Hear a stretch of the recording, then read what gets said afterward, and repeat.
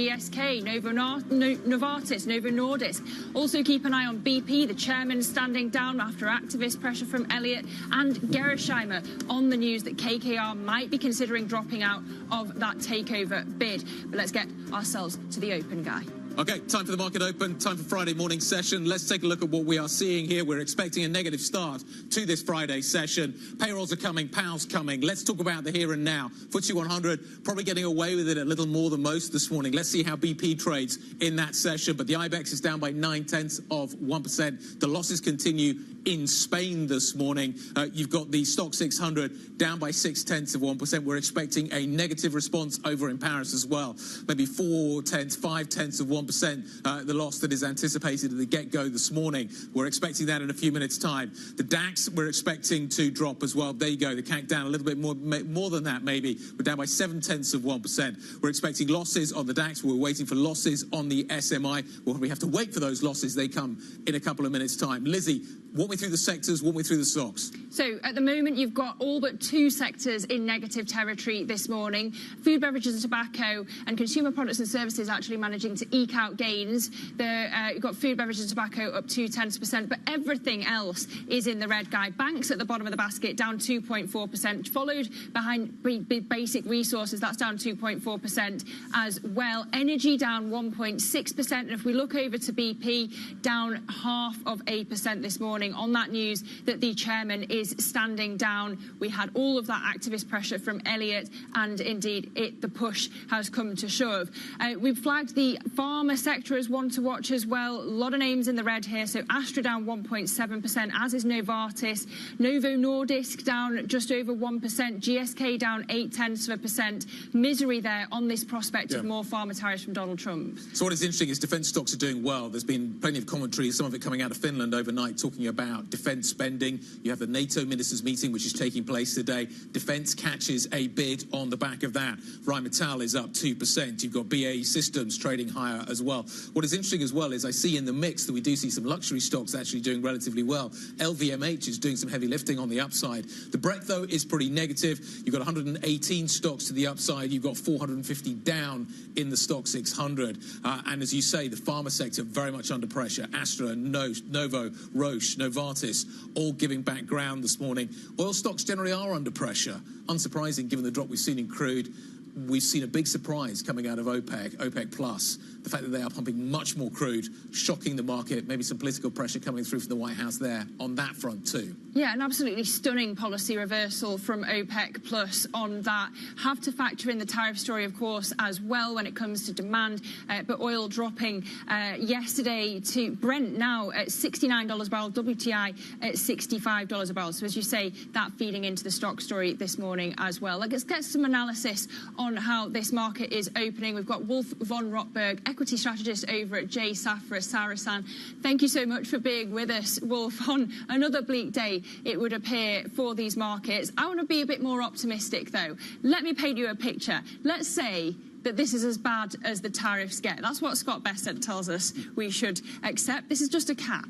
And from here on out, no one's going to retaliate. It's just going to be negotiations. Do you therefore buy US equities at this point and hope that confidence is back by the end of the year? Well, I'm not at this point yet, to be honest. I think the market has not yet fully priced the economic fallout from the tariffs where they're sitting right now. I don't think that we get any you know, or maybe minor at best immediate negotiation results, but not any major reversals here. And I think there are a couple of reasons for that. Number one being, you know, Trump has provided a calculation on the tariffs, which doesn't really provide any, you know, anything the negotiation party could attach to, in a sense that they say, okay, this is the tariff we have to lower in order to get it mechanically lower from the US side. Number two, Trump wants the tariffs to, you know, generate revenues, and he wants to rebalance the global economy, bring manufacturing back to the US, which suggests these tariffs have to stay in place for longer. And number three, I think, you know, he's made an experience in 2018-19 when he, you know, during the first trade war, obviously not as aggressive, not as wide-ranging, not as high in terms of the tariff levels as today, but still similar in a sense that he brought the economy to its knees and the market to its knees on the equity side. The Fed pivoted. This was all at the end of 2018, and this was the precursor or the kind of condition for the market to bounce back in 2019 and the economy to bounce back while rates kept on falling in 2019. So back then it didn't really hurt him to be quite aggressive. I think the pain threshold is quite high for him actually to roll back anything of what he's announced this week. So then where is that pain threshold? How far does the S&P fall? Is it the US that is going to hurt the most here? Well, I think he wants to bring in the Fed at the end of the day. You know, he wants the S&P to fall to an extent. You know, basically, the Fed obviously is not the S&P by itself is not part of the Fed's reaction function. But he wants obviously the market to roll over to some extent, economy to weaken to some extent, such that the Fed comes in and provides some cushion. And I think then, you know, he may start turning around to some extent also on the political side, because you can see that a kind of ground is building. Well, where's the strike price on that Fed put then? Where's the line? Where does the Fed get dragged into this? You know, I think there's no specific strike price at the end of the day. It also depends on how high yield spreads go, risk aversion in general in the market. I mean, high yield spreads in 2018 were about 40, 50 basis points higher to where they are today. Wouldn't say that this is necessarily the strike price. Obviously, the mechanics are a bit different on the fiscal, on the inflation side this time around. So the Fed is a bit more, let's say, restrained in that regard. But, you know, typically a sell-off would be something like 20% or so, at which everyone starts thinking about, okay, we're probably moving into some sort of recessionary territory. Must be added, I think, and that's important on the macro data side. We've already seen quite some softness. So we've had the non-manufacturing ISM yesterday, very weak number, much weaker than expected, particularly on the employment side. We obviously get the non-farm payrolls today. Let's see where this is going. But these, I think, are the measures which could eventually lead the Fed to become more dovish. It's probably less the market, more the macro data. Okay, so what do you expect to hear from Powell later on today? Is it too early to make that decision? Clearly it is. We haven't seen that kind of a market drop. As you say, though, the data are starting to turn. We need to see more evidence within the hard numbers. Do we have to wait and figure out what happens with the payrolls before we understand exactly what is going to be going on? Walk me through your sense of what the Powell strategy is going to be from here. Yeah, I mean, I don't think that Powell will immediately provide, you know, kind of what Trump and the market would want to hear. But I think what we have to focus on is how much he, you know, kind of emphasizes the transitory element of the tariffs. So if he's very clear and adamant saying, okay, this is just transitory, the inflation doesn't really matter, I think that's an indication, you know, which we could take as a signal that the Fed, you know, kind of would be more willing to pivot, become more dovish going forward if the economy weakens and look less at the inflation data. Okay, so before we get to Powell, though, let's take it back to Europe, Wolf. We're looking at the Stoxx 600 down for a third day here. If this was close to being a worst-case scenario for markets and it hadn't been priced into equity markets, how much further is there for European equities to fall at this point? I mean, the European market has kind of, you know, seen a bit of a re-rating over the past few weeks. It's gone up to around 15 times 12-month forward earnings. It looks very cheap still against the US, must be said. You know, I think the let's say, de-rating potential in the US is much much larger. But on the European side, you could easily see, a reversal, let's say, of what we've had since the beginning of the year. So maybe a 5 to 6% drop from current levels. Obviously, it all depends at the end of the day on what we get from the political side and what we get from the macro data side. But I think the European economy is kind of, moving back into a more difficult position after everything has brightened up a little bit over the past few weeks because, the kind of, let's say, the excess supply, in particular coming out of Asia, will probably shift to Europe, and Europe needs to protect itself against it. So competition globally will rise outside the US. If the US is being removed, let's say, as a source of demand globally, there'll be a lot more competition elsewhere, and Europe definitely stands to suffer in this regard. What do I do, therefore? I'm a PM. I'm being whipsawed on a daily basis. I'm struggling to get a sense of direction. I'm struggling to understand the paradigm that I'm now operating in because of the level of uncertainty that Trump is providing. Yeah. What do? Do I go to the sidelines? Do I stay invested? The strategy over the last few years has been stay invested. Does that still apply in this kind of a world? On a total return level, I wouldn't think so. But I would say on a relative basis, there's still a lot of opportunities. I mean, defensive versus cyclical. It's been one of our key positions over the past few months. Just looking not only at the kind of underlying macro data and development in the cycle, but also in general how cyclicals have outperformed into, let's say, mid-December. This was quite excessive. And I think this trade is unwinding, meaning defensives have still room to outperform. And that's what we've seen over the past few days. I mean, look at utilities. This is a sector, for example, which is a bond proxy on the one hand, and is purely domestic. No matter if you look at the US utility sector, the European utility sector, it's not affected by tariffs at all, and as such benefits in that kind of environment. So we stay very defensive on the sector allocation side. And if we go to regions, our key preference within regions is the UK market, because this market reflects a lot of or has a lot of the attributes which are quite positive right now, in a sense, being very defensive, value heavy, and not having a major trade component. It's very internationally exposed, but there's very little trade of the constituents which are trading in the UK market. Look at the UK. Hasn't been the story for a while. Maybe that's about to change. Wolf, thank you very much indeed. Really appreciate you joining us this Friday. Wolf von Rockberg, equity strategist, Jay Safra, Saracen. Thank you very much. Let's take a look at the core six, what's happening here in Europe, get some understanding of what the picture looks like. As you can see, a mixed picture certainly emerging this morning. Luxury is actually catching a bid. Ferrari's catching a bid as well. It's up by, as you can see, roughly circa 0.5%. Similar story over with Nestle. People are looking at the utilities. People are looking at the food and beverage stocks, maybe less on the beverage, more on the food. Nestle is up by 0.5% as well. But pharma is taking a huge hit this morning. As you can see, Novo Nordisk down by 2.5%. Let's talk more about what we're watching out there. Joe Easton provides us with those details.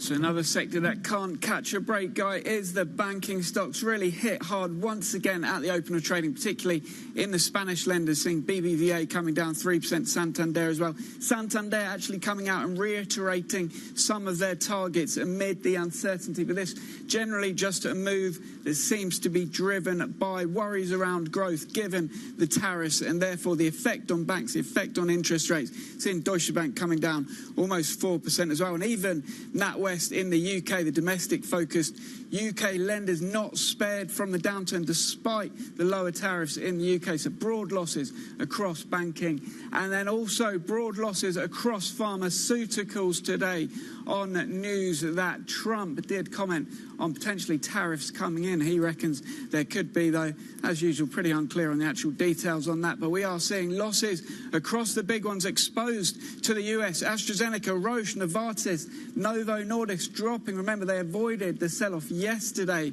on hopes that tariffs would not be seen, because that was kind of suggested in the announcement. But we are seeing a reversal of that at the moment. So weakness in pharma, weakness in banks, the two main sectors in focus today. Then in terms of Gerresheimer, KKR walking away from that potential bid from the maker of syringes supplied to Novo Nordisk for their weight loss drugs like CagriSema, the new one that's coming out, and that hitting the stock pretty hard, down 8% for Gerresheimer in Germany at the moment, losing interest from KKR according to reports.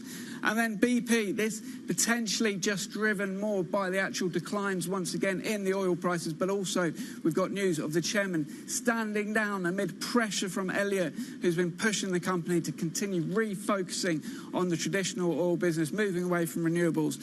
That chairman stepping down, potentially adding to the weight on BP this morning, down almost 2%, a big weight on the FTSE 100 for that one. And then over in catering, Sodexo, we had a profit warning from them a few weeks ago, and today they've given another update. Cash flow weaker once again at the catering company over in France, really continuing the big slump that we've seen for that stock. It's not getting any better according to their report. And then finally, we'll finish on some green. We haven't had enough green, actually the only green stock that we've got to finish on a positive note.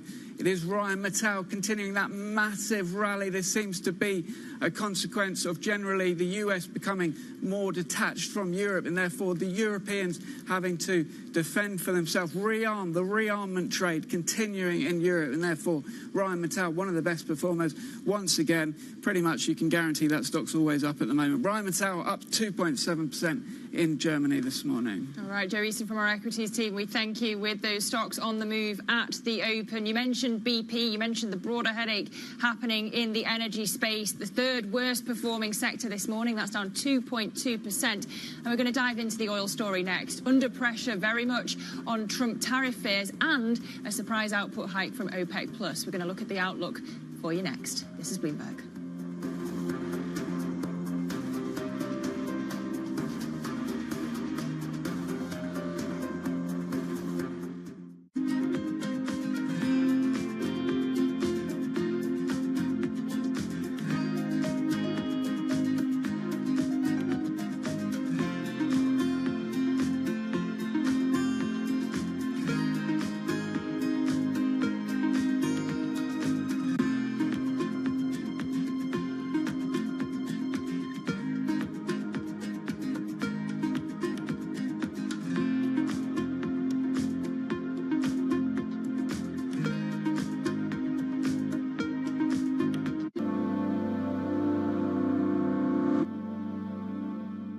Listen carefully. Can you hear the rhythm in the markets? Not just in the syncopations triggered by inflation, but in the preludes leading to global elections, in the dissonance that moves the Nikkei, and the rising course conducted by AI. There's music in the markets, and if you want to learn to listen for it, we'll show you how. Bringing you up-to-the-minute tech news whenever and wherever it happens. I'm Ed Ludlow in Las Vegas, and this is Bloomberg. Bloomberg has the Fed decision under surveillance with the fastest coverage and exclusive analysis, including Powell's press conference. Nobody covers the Fed like Bloomberg. Africa, a region rife with potential for growth and opportunities, but not without its challenges. Bloomberg highlights the biggest stories, interviewing key players, and reporting on the issues impacting the region. Join us as we get to the heart of African business, politics, and economics, and ask the question, what's next? I'm Jennifer Zabasaja, and this is Next Africa. New episodes every month, only on Bloomberg. US tech is influencing global markets. Technology is driving business across Europe. Companies in Asia are betting on tech. Jumpstart your trading day on Bloomberg Open Interest. 2 hours of single stock stories that are driving the opening bell action. We'll take you to Wall Street, Main Street, the C-suite, and beyond. These are companies that are growing their market. The great companies in the U.S. are the companies hitting the cutting edge. That's a different story. Get the inside track on what's buzzing in markets. With the players who are shaping the narrative. If you have bad earnings reports, you're going to get punished. They're not buying what the industry is selling. Join us on Bloomberg Open Interest every trading day, only on Bloomberg. U.S. jobs numbers are released. Bloomberg has the report under surveillance with crucial data and expert analysis at terminal speed. Nobody covers jobs day like Bloomberg.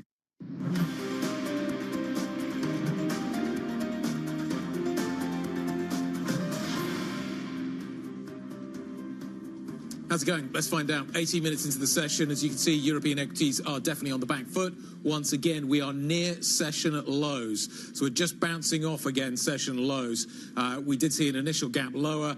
We popped a little bit, but we're chopping around at this point. There's the move you can see. So basically, we went kind of left to right yesterday, down, down, down. We then see a little bit of a gap lower first thing this morning. We're kind of chopping sideways now, but what we're not seeing is a bounce after that initial gap. So the gap's not being filled at this point, and we are awaiting clearly Powell and payrolls, maybe to provide us with some guidance a little bit later on, Lizzie. When it comes to the oil story, though, you've seen Brent also on the slide, down 1.9% this morning. $68 a barrel is where we trade at the moment. WTI is at $65 a barrel. And there are a number of factors here. We've got the tariff story, but we've also got the latest moves out of OPEC+. A real shift, a dramatic policy reversal here.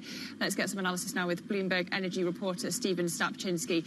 Stephen, you've got to explain the politics for me here. This surprise OPEC+ move. What's going on? Yeah, I mean, this is a surprise, right? We went into the meeting yesterday expecting Saudi Arabia and other OPEC Plus leaders to say, hey, let's look at compliance, rubber stamp this, and move on with the May production hike. But instead, they decided to hike output threefold for May, which is not something that they've been doing. They've been defending higher prices for the last few years. So suddenly, on the day where prices were already down because of the tariffs from the Trump administration, you see OPEC Plus also boosting output. The situation, as reported from my colleagues in Europe on this story exclusively from Bloomberg, is that it's a sweating designed to kind of pressure those who aren't complying with the output targets from OPEC Plus, specifically Kazakhstan and Iraq, and maybe even Russia. This is something that Saudi Arabia doesn't want. They want the countries to not be producing above what they're supposed to, and in order to punish them in a way, they're getting prices to fall even more. So taking advantage of this bearish element from Trump, this president per se, to kind of put more pressure on them. It's surprising, it's a gamble, but that seems to be precisely what they're doing, and it's adding to this kind of tumbling of prices and bearish environment in the oil market. Stephen, what's on the radar this morning for European trading desks? What are they watching? Is it what is happening with OPEC and the fallout from there? Is it what is happening with the trade story and whether or not Europe responds? Is it what Powell says later, what payrolls are going to indicate about the labor market in the United States? Give us a sense of what is going to guide the market today. I mean, I think it's certainly all of the above. Any way that you can get any indication from Powell or what you're going to do with interest rates or how the Fed is going to act, clearly that's going to be very important. But I think the main thing, at least when we're talking to traders, the main thing is the retaliation to the United States. What's the European Union going to do, and what's China going to do? I think China, I'm sitting in Asia. China's a really big story here because they are the world's biggest crude importer. And these tariffs against China were huge, right? They were on top of previous measures and levies against the country. So you're already facing potentially a slowdown in exports to the United States from China. That's going to potentially hit their economy, potentially hit their demand for oil. You're also going to see what are they going to do to retaliate, because they will. They're gonna hit back. They said they will. They haven't put out forward any details, but they're going to most likely also put additional tariffs against the United States or other measures. How will that affect the global economy? And if it does take a hit to the global economy, that's going to reduce oil demand in the long run. Also, clearly, is Trump going to do it, right? That's another thing. One thing that traders, not just in the oil market, in the gas market here as well, there is some hesitation as to whether or not Trump will actually follow through with pushing forward these measures over the weekend and the next week with the tougher tariffs. So there's a lot of uncertainty, but I think right now the main focus is the trade war. Okay, and I just want to focus on BP as well, Stephen, because the stock is down more than 2%, but we know that that's not just because of this broader oil story, it's also because the chair is leaving. What does it say about this pivot away from net zero when it comes to the company's strategy? I mean, the chair was one of the biggest proponents of that net zero strategy. There's been a clawing back on that over the last several months and years.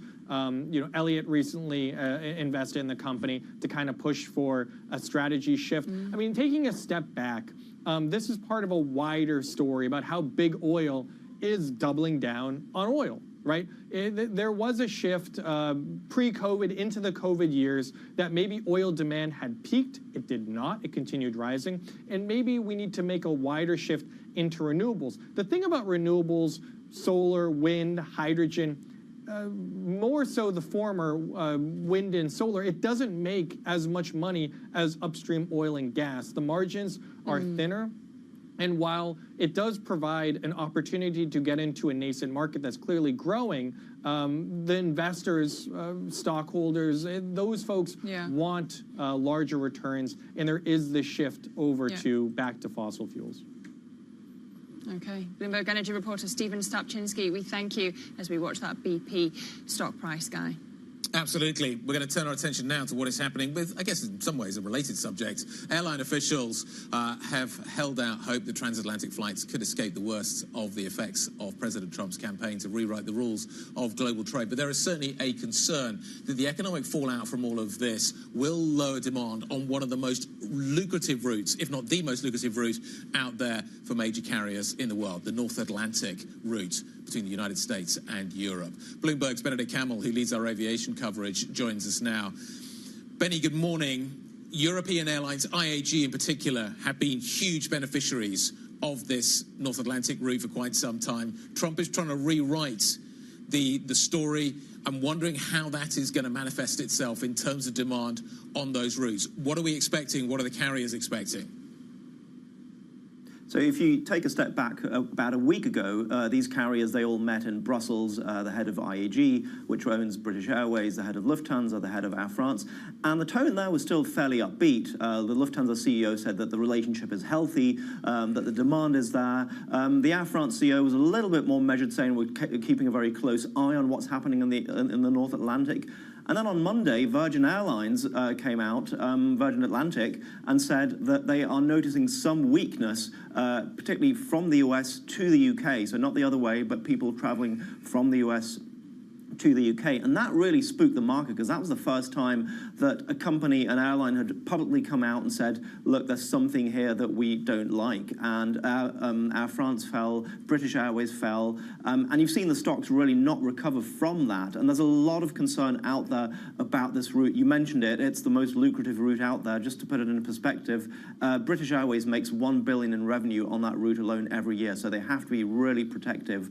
But it's leisure and it's corporate customers that are really affected here. You know, if you look at what's happened to stocks in the last 24 hours, companies will be thinking twice about corporate spending, about corporate travel, and that will probably have an effect on that particular route. Benedict, thank you very much indeed. Benedict Campbell, who leads our global aviation coverage. Thank you. Coming up, we're going to be talking about how Europe does respond. France's president pushing for a stronger European response to Trump tariffs as new levies cast a long shadow over a key NATO meeting in Brussels. We'll be live there next. This is Bloomberg.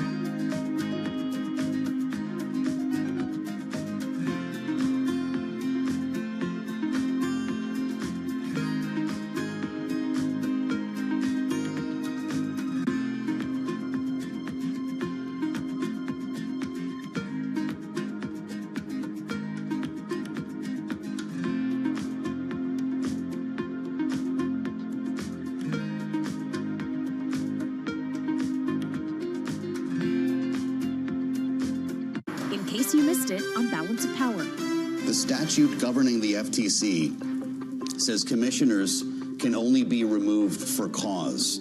Was there any indication that you were fired for cause? No, there was no claim of cause, and the statute actually specifically says cause means neglect, malfeasance, or inefficiency, and there was no claim of any of those. So as we talk about some of those other examples, keeping in mind we are having this discussion with you on the day we got a Fed rate decision, is this directly applicable to what is supposed to be an independent central bank? Is that one way in which market participants should be looking at this?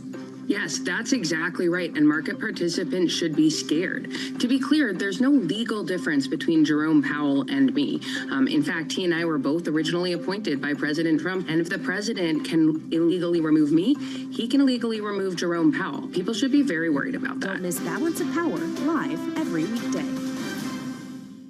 From our studios in New York and San Francisco, our expert hosts have the data and analysis from the companies you know and the startups to watch, plus the interviews you don't want to miss. Watch Caroline Hyde and Ed Ludlow on Bloomberg Technology, the only daily business show dedicated to tech, right in the middle of the trading action.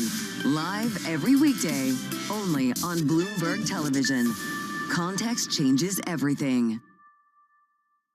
It's the world's second largest economy with a growing influence in global affairs. Bloomberg The China Show brings you the unmatched expertise you need to keep track of breaking news, in-depth market analysis, and the most influential newsmakers in and around China. We need to do more to engage the market more. We're risk on. I think we caught a little sweet spot. Massive savings right now. It's already a different game. Bloomberg The China Show. Weekdays around the world, right here on Bloomberg. Context changes everything. Bloomberg Surveillance covers the latest in global markets and the political events that influence your world. Join Jonathan Farrow, Lisa Abramowitz, and Anne-Marie Hordern. Only on Bloomberg. Context changes everything.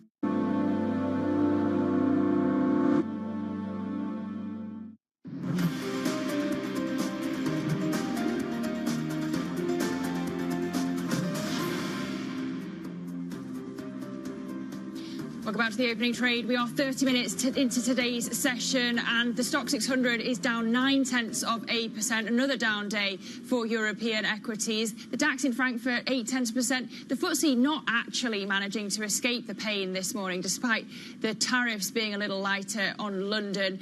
But we can think a bit more deeply, Guy, about what the European retaliation response is going to be. Yeah, I think London is suffering this morning because of what is happening in the oil trade. You are seeing the majors down under quite a lot of pressure, and so you've got BP down, you've got Shell down. That's a big weighting within the FTSE 100, plus also the farmers, Astra. When basically you've got the oil trade and the pharma trade down, London is going to be maybe under a little bit of pressure. So let's talk about what comes next. And one of the big things that everybody's watching for is how does Europe ultimately respond to what we have just learned out of the White House.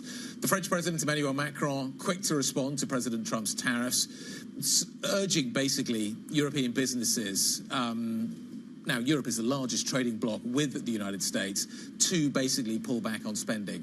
Tariffs are a major talking point as well at the NATO foreign ministers meeting, which is taking place in Brussels. Bloomberg's Ollie Krug is there for us.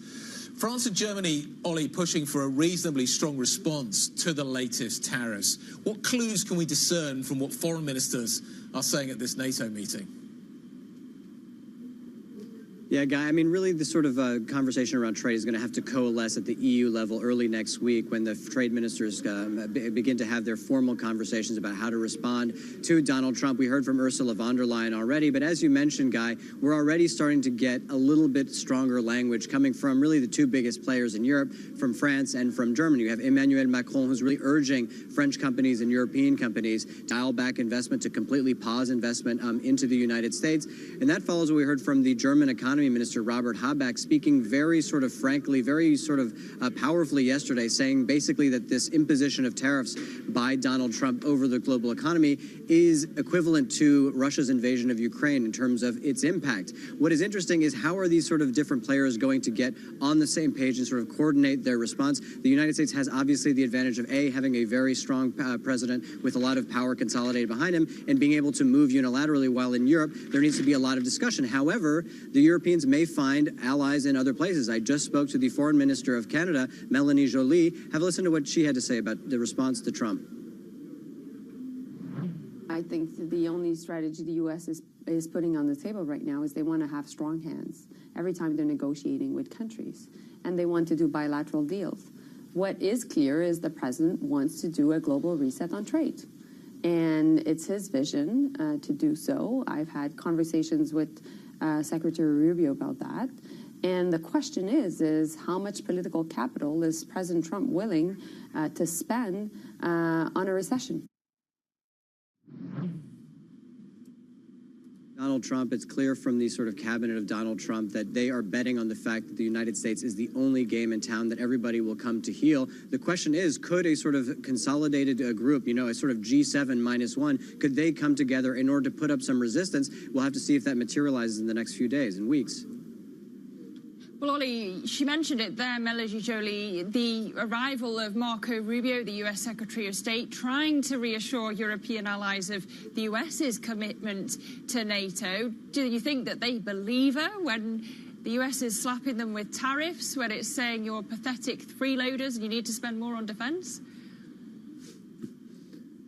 Well, listen, I think that that'll come down to the individuals here, right? I think that for many people here in NATO, they heard from Marco Rubio exactly what they wanted to hear from the U.S. administration, saying that basically there is a full support of NATO, that Donald Trump is fully committed to NATO, but they want a NATO that can defend itself on its own two legs, saying, again, reiterating that 5% target of GDP that came from Marco Rubio. He even said for the first time that the United States itself is going to hit 5% of its own GDP spend on defense. But you pose the right question here, Lizzie, and that's a question I put to the Canadian foreign minister, and she said really at the end of the day, I mean, just as Guy was alluding to with Scott Bessent giving a sort of narrative on tariffs and maybe Marco Rubio giving a narrative on foreign policy, at the end of the day, this comes down to one person, and that one person is Donald Trump. And what we got from Marco Rubio was also a suggestion about how the European states could potentially hit that 5% goal, because of course where the money is going to come from is the fundamental question here. And he's saying, listen, you guys have built these lovely welfare states, maybe it's time to give some of that up and plow it into defense.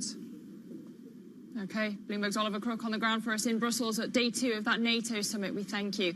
Now, Bloomberg has learned that US officials have told their British counterparts they're going to discuss the UK's proposal to reduce those tariffs we were talking about below that minimum 10% level. But they warn that Donald Trump may decide that number is his permanent baseline for all countries. Let's get analysis now from a true expert, Ali Renison, Associate Director at SEC Newgate and also former policy advisor to the UK Business Secretary. Ali, really good to have you with us around the table. I want to start with the UK, given your former role. We heard from Donald Trump yesterday on Air Force One saying he thinks the UK is pretty happy with this 10% tariff. We got off lightly in the eyes of Donald Trump. What's the point of negotiating then between London and Washington if we can't get below that 10% rate, or can we? I think that it's obviously, you know, we're in the situation of being the best of a bad bunch right now. It's obviously not just the 10% baseline. We've got 25% tariffs on our auto exports, and the U.S. is the second largest market for UK sort of automotive exports. So, I mean, ultimately, this is about kind of reflecting the importance of trying to get some kind of constructive trade relationship with the United States. 10% is not where we want to be. The average kind of trade tariff that we were facing before was about 3.5% on kind of our exports to the U.S. So it's not the kind of baseline that we want to stay with. But so what should the UK be offering in these negotiations? What do we have to offer? I mean, is it on digital services? Is it on agriculture? Because we heard from Howard Lutnick in an interview with Surveillance yesterday saying he's baffled that the Europeans don't want to have American beef. Are we going to have to accept American beef and chlorinated chicken if we want reprieves from this tariff policy? We know that the barriers issues that U.S. companies face are the same as they always have been, because we've actually kept a lot of some of those EU rules. The 10% tariffs on automotives, we still have that in place. We still have a lot of the EU's rules in place on, as you say, kind of food safety standards. I think, you know, it's going to be sort of come down to issues of looking at how our digital services are regulated, not just taxed, because we know that actually Ofcom, the regulator, has been taking enforcement action recently against U.S. companies who have platforms sort of UK users that aren't complying with it. And that's not something that the White House is thrilled about, because they already have this perception that there is this sort of free speech sort of censorship online in the UK. I think on agriculture, I mean, I just came back from a trip to Washington for Secretary Gates right. And it was interesting talking to members of Congress where they said, we can't have a deal that doesn't touch agriculture, but we know that we're not going to get probably the most sticky, sensitive issues tackled. So we'd like to see some kind of maybe reduction in tariffs for agricultural, for our farmers, basically. Okay, let's pick up on that. Is Congress going to stop Trump when it comes to tariffs? It's trying to increasingly insert itself. I think the issue for a lot of Republican members of Congress is they don't want to do this too sort of, they prefer doing it behind closed doors for now. But we have started to see votes come to the floor of the Senate in terms of challenging the president's authority on a cross-party basis with a handful of Republican senators who are very skeptical about tariffs, challenging the president's authority for some of these tariffs. And then the latest one is that there's going to be a vote on requiring Congress to authorize the tariffs within 60 days or they fall away. How, as another country, do I think about how I negotiate with the Trump administration? Congress is potentially going to make changes. Do I wait for those changes? Do I sit back and hopefully see some sort of give back when it comes to what has been announced thus far? Or do I need to negotiate? If I'm negotiating, am I a prisoner in this process? And are there other prisoners out there as well? And I'm wondering how Europe thinks about this in relation to how the UK is thinking about this, how Canada's thinking about this, and whether or not actually I'm also negotiating with everybody else in terms of the way that I'm negotiating with Donald Trump. Give me a framework for thinking about this, and is the prisoner's dilemma actually the right way of looking at it? Well, I think the UK is particularly in an invidious position relative to other countries because it is trying to negotiate with lots of other countries, mainly the EU. It's trying to reset its relationship. It's trying to get a deal on agriculture. And it's also very conscious that as a trade-exposed economy, the UK actually can't afford to get dragged into a trade war, even if we don't get hit with high as tariffs as, let's say, the EU or other countries. It was interesting looking at the recent global trade outlook from Allianz Trade was found that basically that the UK could have $8.5 billion in exports wiped off if it really gets sort of mired into a US, China, EU kind of trade war. So I think that the Prime Minister is trying to have this argument that he's not having to choose between the US and the EU, but it means that he's taking a very heads-down approach to a lot of that engagement. So he thinks he can balance it. Do I need to think about what others are doing in terms of the way I negotiate? If somebody else gets a better deal, does that affect how I negotiate? It means you have to get in there quickly. Precisely.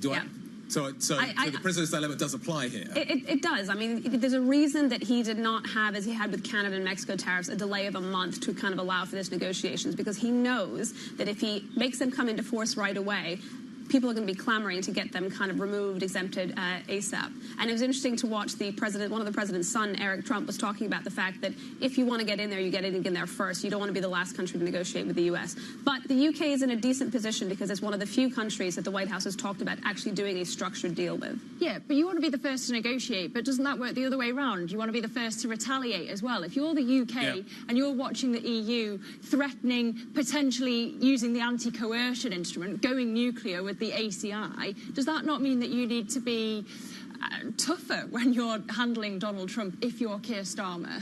I don't think the UK economically, because of how exposed it is to trade, is in a position to really do that level of retaliation, quite frankly. And interestingly, outside of Canada, the only U.S. trading partner we've seen talking about large-scale retaliation, we've already seen them say that they're going to do it in response to steel and aluminium tariffs. Those are actually due to come into force in the next 10 days. No one else is really talking about large-scale retaliation yet. And I think the UK is probably wise not to go there immediately while it tries to have a negotiated solution. And if you're the Trade Secretary, Jonathan Reynolds, is it actually possible to have a coherent trade strategy at this point? Or if you're any Trade Secretary, or is everything necessarily reactive to Donald Trump? It certainly makes it harder to have a proactive trade strategy that is all-encompassing, looks at, I'm not sure how detailed we're going to get when it comes to what is our actually negotiating positions with the EU and the US, because it's a series of moving parts right now. I think the trade strategy is going to be very broad brush and talking about the kind of sectors that it wants to increase the trade with the rest of the world. We were hearing from the Canadian Foreign Secretary a little bit earlier on the show, talking about how Canada has a very strong relationship with the UK and the EU, sees itself as being European. Is there any chance of coordination in terms of the response? Well, that's actually another question that the UK has to think about, because we saw that when Mark Carney, the sort of current Prime Minister of Canada, went to Brussels and got an invitation to participate in an EU-wide defence production scheme, President Trump was talking about, if EU and Canada kind of work together to do economic harm to the United States, we're going to double the tariffs. And I think that there are some choices here now for the UK, less so in terms of retaliation, but what is about a coordinated response, even when it comes to WTO? Are you going to take sort of a case against the US, the WTO? I don't think Donald Trump would look kindly on that. Is the WTO going to survive this, do you think? I think that, well, the WTO has increasingly become a forum for dispute resolution rather than trade liberalization, so it's probably going to become very, very busy. What do you think? Where do we end up? I don't know. There's so many different questions here to be answered. The final question, I guess, is does this get resolved quickly? This is the question that the market is trying to understand this morning. So many factors at play here, so many different permutations and possibilities. Are we in for 4 years? Are we in for 4 years of this? Is this going to carry on and on and on? Or is this something that ultimately gets resolved quickly and the market can move past it? I think it depends on what the true objective, and only he really knows, that Donald Trump's tariffs are. If it's about having tariffs to sort of generate revenue for U.S. Treasury coffers, then I don't think we're going to see much back and forth. However, the fact that he's talking about kind of deal-making and his instincts there, I think we are in for 4 years of a lot of back and forth on this. Ali, great to see you. Thanks for stopping by to see us. Really interesting. Ali Redison, Associate Director of SEC Newgate and former policy advisor to the UK Business and Trade Secretary. Quick look at what is happening within the market right now. So banks are under pressure. You are seeing this across the continent. You've got Commerzbank, Deutsche, UniCredit, Santander. There's a range of banks that are down hard this morning. Some of them have been halted. We've seen trading halts in Italy already this morning. So what you're seeing this morning is banking stocks under significant pressure. Oil and gas stocks are also coming down pretty hard in the wake of what we saw yesterday with OPEC. It is another down day. And we've got a long way to go, Lizzie. We're waiting for Powell. We're waiting for payrolls a little bit later on. A sense of where the US economy is right now. I don't know, does Powell give the market a bone a little bit earlier on? Is there any sense of there being a Fed put? We will wait and watch with interest. Yeah, better be a pretty big bone if Powell's going to throw us something to save this market before the weekend, Guy. But coming up with less than 24 hours to go, there's not much time left on the clock for a TikTok deal. We'll have the latest on that. Could that spare China? The tariff story here, could it get Beijing a bit of relief? That's next. This is Bloomberg.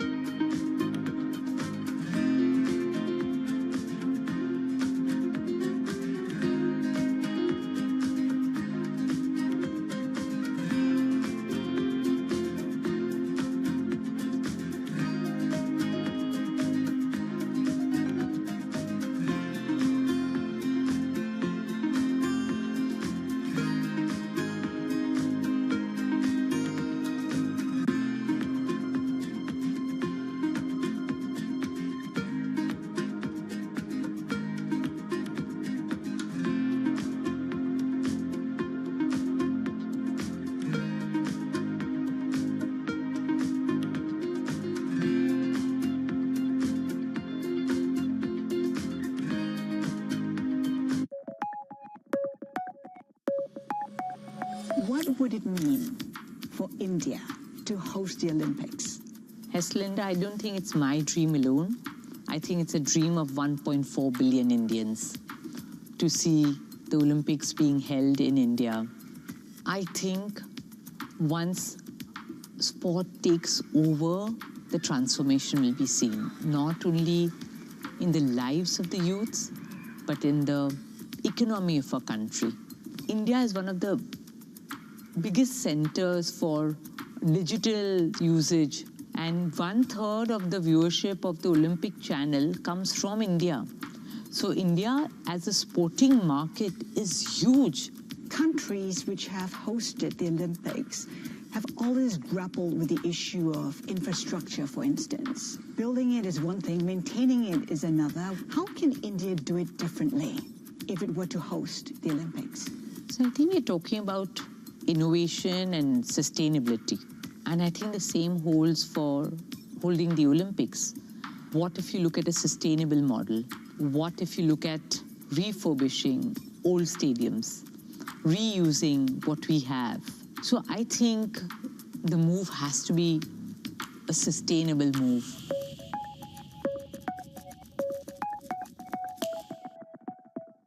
Always on the heartbeat of the tech spread across global markets. The real-time data aspect is going to be important. We're going to bring you expert analysis on that. Sure. Don't miss Bloomberg's interview with the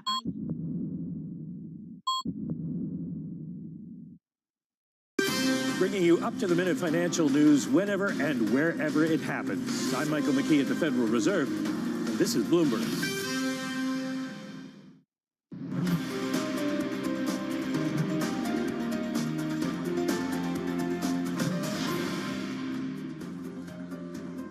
Friday the 4th, good morning. You're watching the opening trade. We are 48 minutes into the equity market session.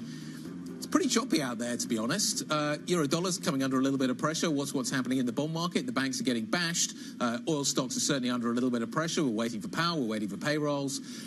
Friday's not done by any stretch of the imagination. Certainly no sitting back today. We've also got, obviously, to watch this deadline for TikTok, Lizzie, as well. Yeah, well, Donald Trump says that he's open to tariff cuts in return for phenomenal offers. Could China make him one? He's reiterated that he'd offer tariff relief for China if Beijing approves the sale of the US operations of TikTok. The deadline tomorrow for divestment. But if they can't meet that deadline, they get shut down in the US, and that is less than 24 hours away. So President Trump saying that a deal is close, but significant hurdles remain. Bloomberg's Charlie Wells joins us now around the table to walk us through the next steps. Charlie, what do we know about where we're at? TikTok. I've got to make that joke here. Basically, there have been a lot of suitors. Amazon kind of came out of the woodwork recently and said that they were interested. It's not clear that that's being taken very seriously, but Bloomberg has learned that the proposal that is being taken quite seriously by the Trump administration involves a consortium with Oracle, Blackstone, and Andreessen Horowitz. Now, what we know about this potential deal, the terms there would be that new investors would hold about 50% of that spun-out U.S. TikTok. Old investors would have about 30%, and then ByteDance would retain just under about 20%. Now, one potentially kind of sticky element here is the fact that in the terms of this deal, ByteDance would retain control of that algorithm that's at the center of TikTok that's so important. It would be licensed out to that U.S. spinoff, but this is a real kind of difficult point because it's the algorithm that really kind of powers TikTok, but it's also at the heart of that ban or divest law that was passed last year, which is the reason why we have this deadline in the first place. Parents everywhere are about to have a quiet weekend. Is TikTok about to go dark? I mean, that's really, there's precedent for that. Yeah, so that could make a quiet weekend. There's precedent for that. That happened back in January. Trump has signaled that he would potentially, give another extension here. But he's under a lot of pressure, right? Because not only do investors need to agree to this deal, ByteDance and China also need to do this. And Trump said just yesterday that he would maybe use tariffs to try to get that deal forward. But China doesn't want that. ByteDance doesn't want that. They don't want to be under this pressure or set a precedent that the U.S. can kind of cherry pick. But also, it was a bipartisan group of legislators who passed this law last year. Bipartisan support for this. So at some point, he's going to have to enforce that ban or sell law. Okay, Bloomberg's Charlie Wells with an update. We thank you. As Guy looks forward to a quiet weekend, potentially, without TikTok in his house. There's no such thing as a quiet weekend in my house. We'll come on to the weekend in just a minute. There's plenty of sport to watch out for. Charlie, stick with us. Let's talk a little bit about what is on Val's agenda, because basically all she cares about really is Powell and payrolls and exciting things like that. She's not worried about the sport. Am I wrong?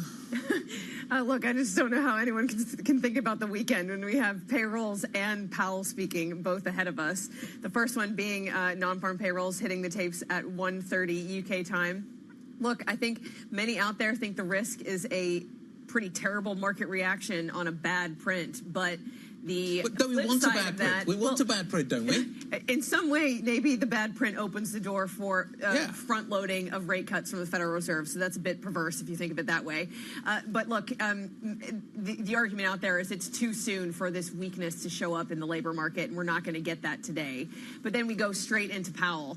And if you look at how the Fed pricing has changed since we last heard from him, which was only, a week or so ago, we're now pricing in 4 rate cuts from the Federal Reserve this year. So 100 basis points of cuts. Previously, we were pricing around 2 cuts from the Federal Reserve last time he spoke.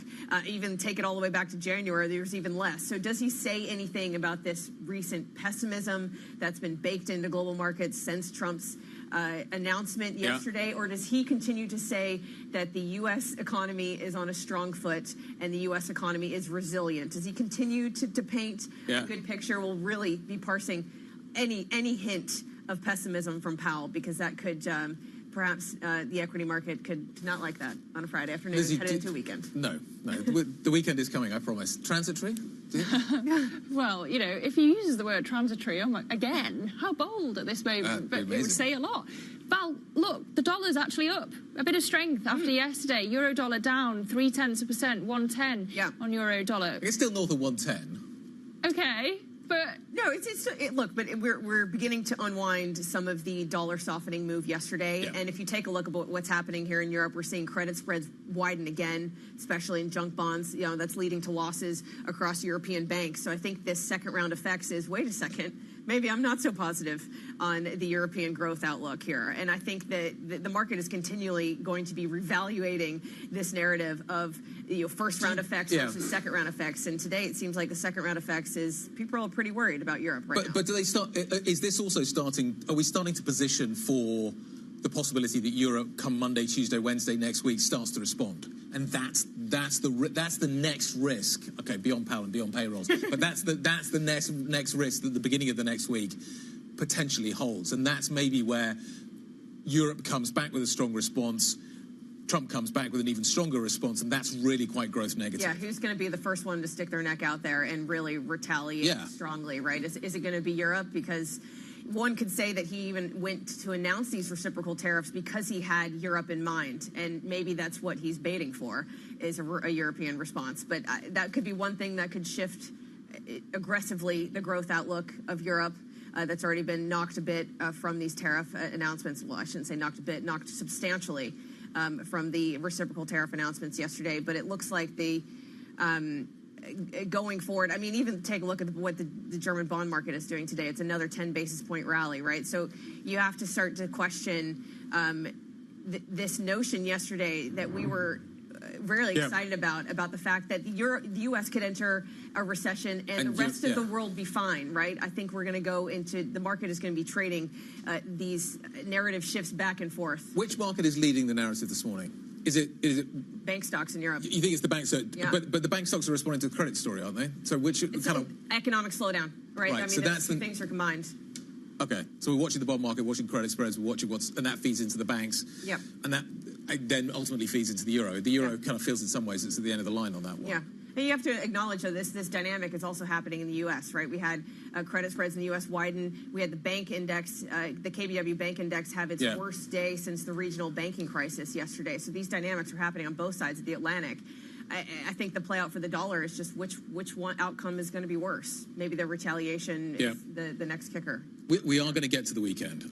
Post-Powell, post-payrolls, the whisper numbers, I think 120, I think 140 is the survey, so it's going to be interesting to see what happens there. There's a lot of sport this weekend. I feel like I'm quite excited. There's a Grand Prix. I don't see any rugby on that list. There's a Grand Prix. Well, I watch other sports. Next weekend is the golf. Okay, so that's kind of the really exciting one to look out for. I know you're excited too. I can tell. Basketball. It's a big weekend. I think we can all get behind that one. Final Four. So that's going to be exciting. But there's a lot of sports on there.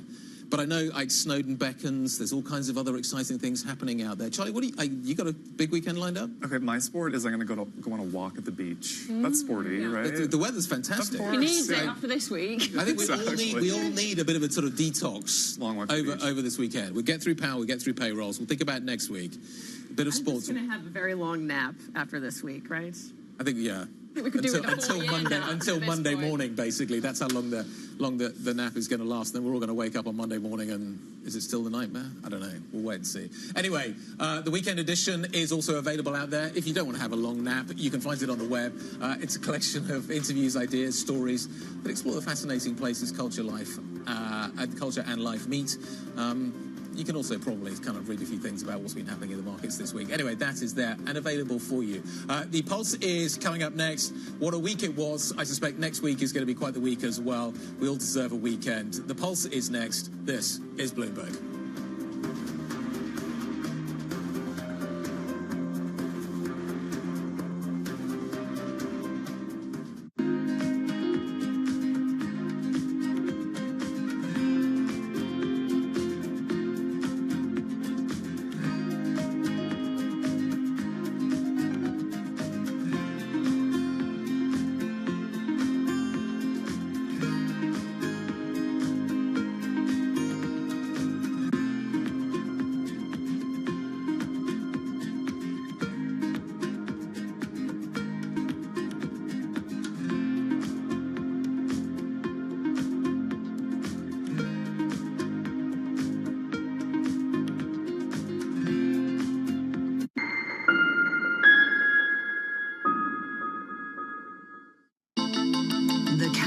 is on. Everything you need to get the edge at the end of the market day.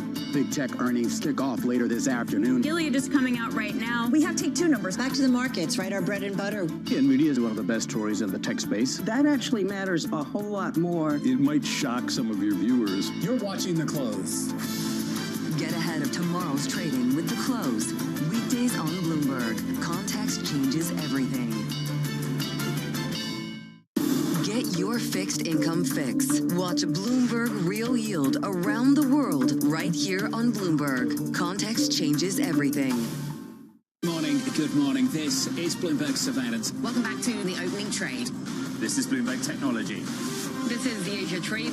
This is Wall Street Week. Welcome to Balance of Power. This is Bloomberg Television. Listen carefully. Can you hear the rhythm in the markets? Not just in the syncopations triggered by inflation, but in the preludes leading to global elections, in the dissonance that moves the Nikkei, and the rising course conducted by AI. There's music in the markets, and if you want to learn to listen for it, we'll show you how. From the world of politics to the world of business, Joe Matthew and Kaylee Lines deliver news, insight, and analysis live 2 times a day, every trading day. Balance of Power at 1 and 5 Eastern, only on Bloomberg. Africa, a region rife with potential for growth and opportunities, but not without its challenges. Bloomberg highlights the biggest stories, interviewing key players, and reporting on the issues impacting the region. Join us as we get to the heart of African business, politics, and economics, and ask the question, what's next? I'm Jennifer Zabasaja, and this is Next Africa. New episodes every month, only on Bloomberg.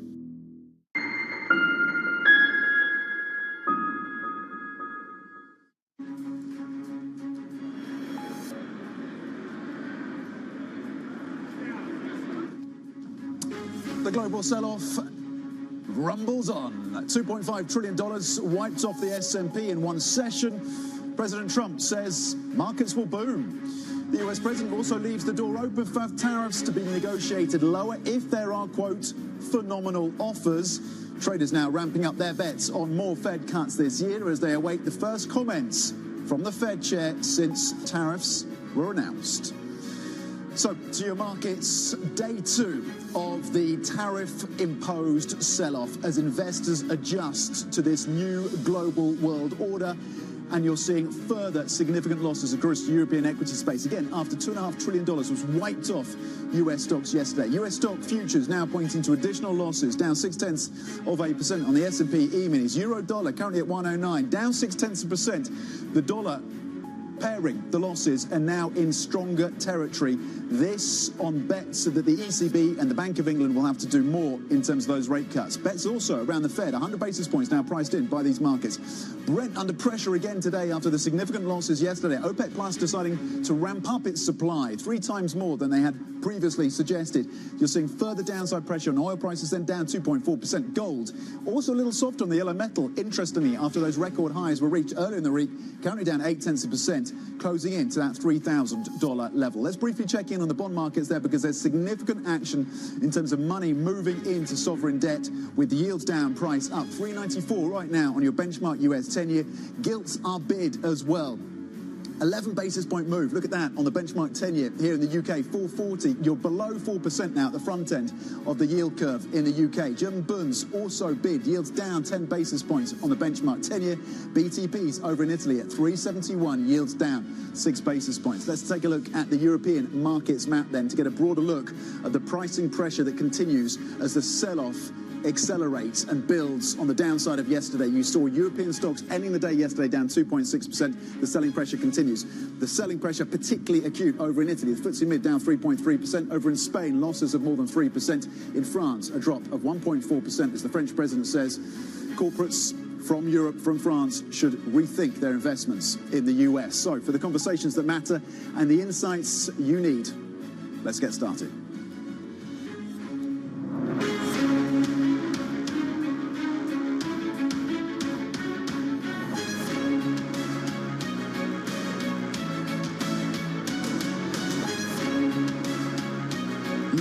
makers and market movers. This is The Pulse with Francine Lacqua. Good morning and welcome to The Pulse. I'm Tom McKenzie in London. Global stocks extending their declines then after President Trump's tariffs triggered Wall Street's worst day in 5 years. The US president, though, says he is not worried, adding he's open to tariff negotiations. It depends. If somebody said that we're going to give you something that's so phenomenal, as long as they're giving us something that's good. For instance, with TikTok as an example, we have a situation with TikTok where China will probably say, we'll approve a deal, but will you do something on the tariff? OK, let's bring in Brendan Murray then, who leads our global trade coverage. And it's a reminder, Brendan, isn't it, that this was not a clearing event on Wednesday from the Rose Garden, that negotiations are possible and that the rhetoric and the language we're getting from different members of this administration, from the president himself, continues to change and that uncertainty remains. Do we have a period of negotiation between now and April the 9th? Well, yeah, the clock is ticking on these tariffs. They kick in on Saturday night at midnight and then again next week. The president says, yes, we're open to negotiations, but the question is, who wants to talk to him now? We've heard the Europeans say we should rethink our U.S. investments. The Canadian foreign minister was on Bloomberg TV recently saying, we're talking with partners in Europe and Asia. So the question is, did the announcement of these tariffs spark these trading partners to come to the table, or is there going to be a period of rethinking whether we can really trust that process with the new Trump administration? I mean, the calculations have stunned many economists as well in terms of how they actually came up with these tariffs, and there have been some adjustments to some players. But between now and April the 9th, what are you watching for? And then post-April the 9th, I mean, are we expecting further sectoral tariffs as well? Or is the market pushback to this are we seeing any reporting to suggest that there is any kind of rethink at all, given what we've seen in terms of the rout of these global markets? The president himself has said the pharmaceutical tariffs are coming, the chips tariffs are coming. He talked about critical minerals in the ceremony in the Rose Garden the other day. Those apparently are going to be subject to investigations, the normal process by which you establish presidential authority to impose those sectoral tariffs. But as far as we can tell, they're happening, and by his framing, they're coming soon. So you could expect a series of these in the weeks ahead. Okay, Brendan, thank you very much indeed for always keeping us up to speed on how the tariff deliberations continue, of course, to be adjusted in Washington. Brendan Murray, who leads our global trade coverage. Traders are now fully pricing in, by the way, 100 basis points of cuts from the Fed this year after recession fears and market volatility wiped, as we've mentioned, $2.5 trillion from the S&P 500, and that looks set to build in the session today with futures sharply lower as well stateside. For more, let's bring in Bloomberg's Valerie Teitel. So Valerie, we had the equity market reaction, the downside continues, but the sell-off as well in terms of, or I should say, the money moving in, the bond rally today is pronounced. Yeah, that's right, Tom, especially in European fixed income. There seems to be a risk-off move building here in Europe, and the dollar is reversing stronger on the day, I might add. But I took a look at how yesterday's slump in the stock market compares to historical slumps of the 21st century. And, Tom, I mean, just take a look at this. A 4.8 slide in the S&P 500 yesterday. I mean, comparable to the worst of the dot-com bubble. We saw a slide of 5.8%. Comparable to the slump after the September 11th attacks of 4.9%. Not so comparable to the worst days of the GFC, even the U.S. downgrade, and the worst day of the COVID era. Down 12% was the worst one-day slump for the S&P 500 there. But it was a bruising day for not only the equity market, but also the dollar. The dollar yesterday wiped out all of those post-election gains, was on a back foot. And this is a key narrative here, Tom, going forward, because previously in big risk-off scenarios, the dollar normally rallies. Yesterday it didn't, and many people still scratching their heads on whether that move is sustained. If we move on to my next element, we can talk a little bit about the non-farm payrolls print, which is, hey, the big data print of today. The weekend is not here yet. We have the non-farm payrolls print to contend with. The headline number is expected at 140K. The unemployment rate is expected to hold steady at 4.1%. But not only do we get this data, Tom, we also get Powell speaking around 4:25 London time. Just what does he make of the recent jitters in the market? Does he sound more more pessimistic on the U.S. economy moving forward. We should note, though, that the pricing of Fed cuts since Powell last spoke, which was only a few weeks ago, has increased. We're now looking at 4 rate cuts from the Federal Reserve this year. That's what the market is pricing in, 100 basis points of cuts, which is a substantial move to when he spoke last time when it was just around 2. Yeah, 3 cuts now fully priced for the ECB as well as those market adjustments continue. Bloomberg's Valerie Teitel, thank you for breaking it down for us. President Trump then has dismissed concerns the tariffs will lead to a slowdown. I think it's going very well. The markets are going to boom, the stock is going to boom, the country is going to boom, and the rest of the world wants to see, is there any way they can make a deal? They've taken advantage of us for many, many years. For many years, we've been at the wrong side of the ball, and I'll tell you what, I think it's going to be unbelievable. Okay, let's bring in Laura Cooper, head of macro credit and global investment strategist at Nuveen. Laura, good morning. Thanks for coming into the studio. Ed Yardini says buy the dip. Bill Gross says you risk catching a falling knife. Where do you stand? How much further downside is there? Or this is potentially an opportunity to add exposure to some of these names? Well, I think risk sentiment is going to be guided really by the tariffs. It's going to be guided by labor market resilience, and it's going to be guided by central bank policy reaction functions in the near term. And then I think there's kind of the long-term considerations around corporate earnings, with U.S. bank earnings kicking off next week. We also have to consider capital flows if we're going to see this further rotation from the U.S. And I think that begs the question about how much of this ongoing uncertainty will continue to feed into the confidence channel. So I think this is going to be continued choppy markets with risk sentiment still on the back foot because of the ongoing lack of clarity around what the end game is in this current market backdrop. Is this a new world order that investors need to be thinking about now?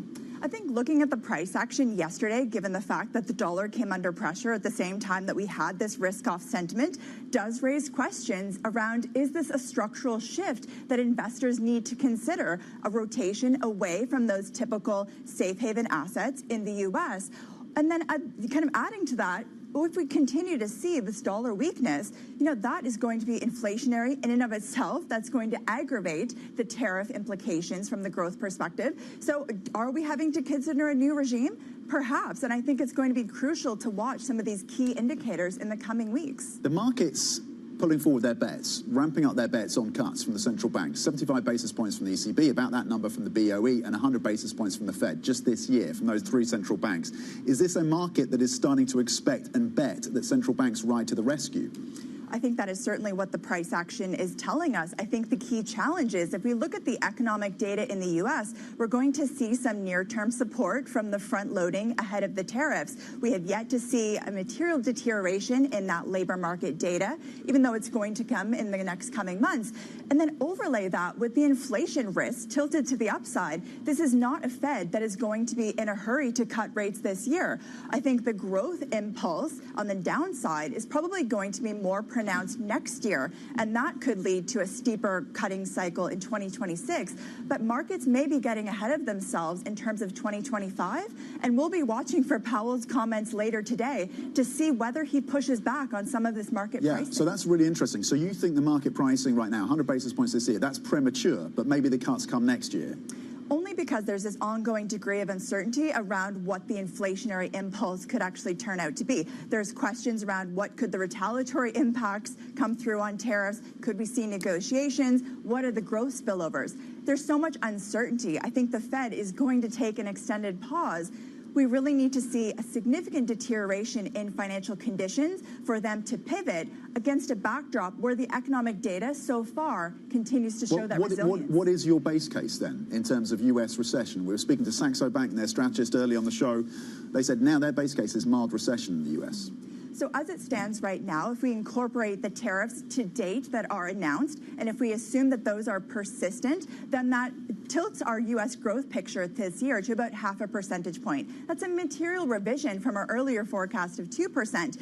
But we're not yet anticipating a recession as our base case, Key to watch, though, will be the retaliatory measures coming through from key trading partners, and as well what we see in terms of the growth impacts from some of the cutbacks that we are seeing in the labor market in the U.S. We're starting to see the layoff indicators suggest that we are going to see greater deterioration going forward, and I think that's going to be a crucial gauge to watch. Is the picture slightly clearer for Europe? We have some details around the fiscal spend from Germany on infrastructure and defence. We have the tariff number now, 20%.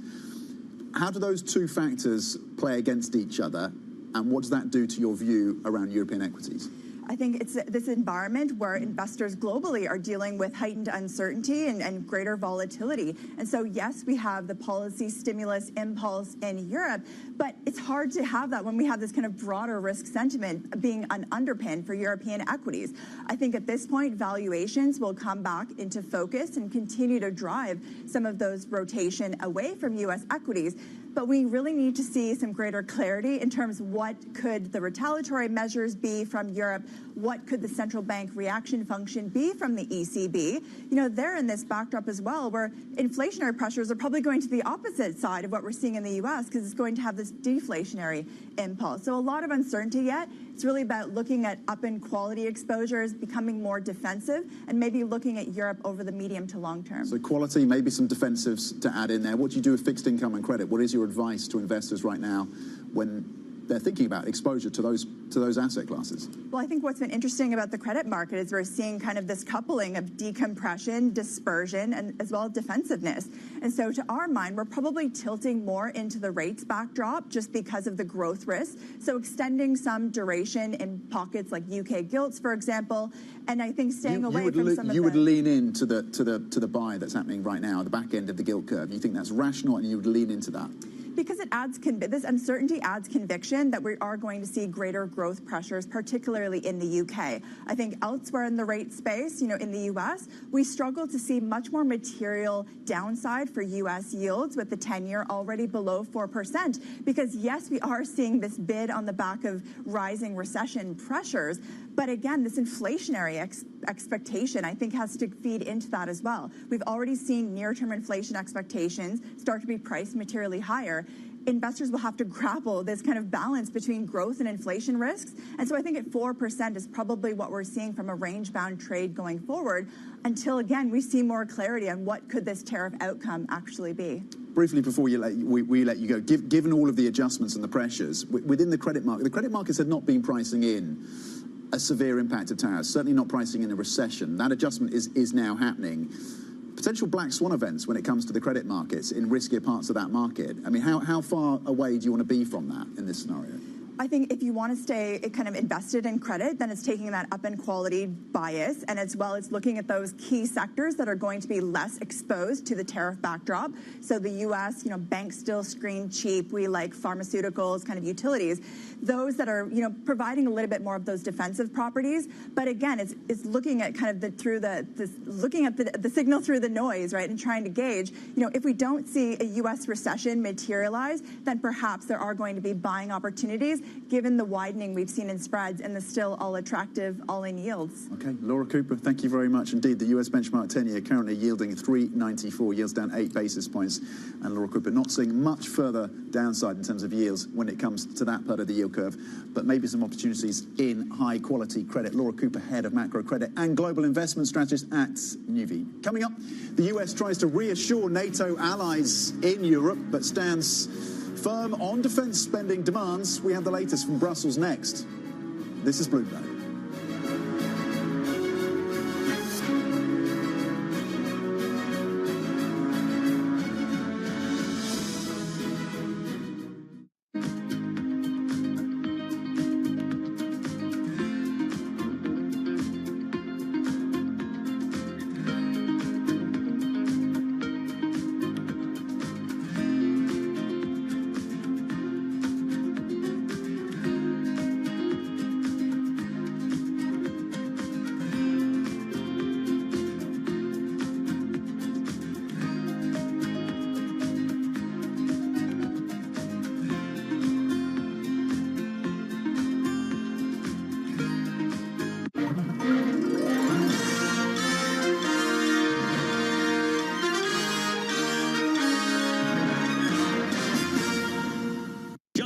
trading day on Bloomberg Open Interest. 2 hours of single stock stories that are driving the opening bell action. We'll take you to Wall Street, Main Street, the C-suite, and beyond. These are companies that are growing their market. The great companies in the U.S. are the companies hitting the cutting edge. That's a different story. Get the inside track on what's buzzing in markets. With the players who are shaping the narrative. If you have bad earnings reports, you're going to get punished. They're not buying what the industry is selling. Join us on Bloomberg Open Interest every trading day, only on Bloomberg. From our studios in New York and San Francisco, our expert hosts have the data and analysis from the companies you know and the startups to watch, plus the interviews you don't want to miss. Watch Caroline Hyde and Ed Ludlow on Bloomberg Technology, the only daily business show dedicated to tech, right in the middle of the trading action. Live every weekday, only on Bloomberg Television. Context changes everything. Key investors, top executives, global innovators. Join me for in-depth conversations with the biggest newsmakers on the day's top stories. Insight with Haslinda Anim, only on Bloomberg. Jobs Day, and Bloomberg has the report under surveillance. This is another read on the U.S. labor market. Workers are staying longer than you expected. How did firms actually deal with that new data point? Today, Jonathan, Lisa, Anne-Marie, and Mike will bring you crucial data and expert analysis at terminal speed. I do go back to what the lag time is between the soft data and the hard data. What's the lag data for the Doge effect? That will speak to the anxiety of the labor market right now. The March Jobs Report, today on Bloomberg.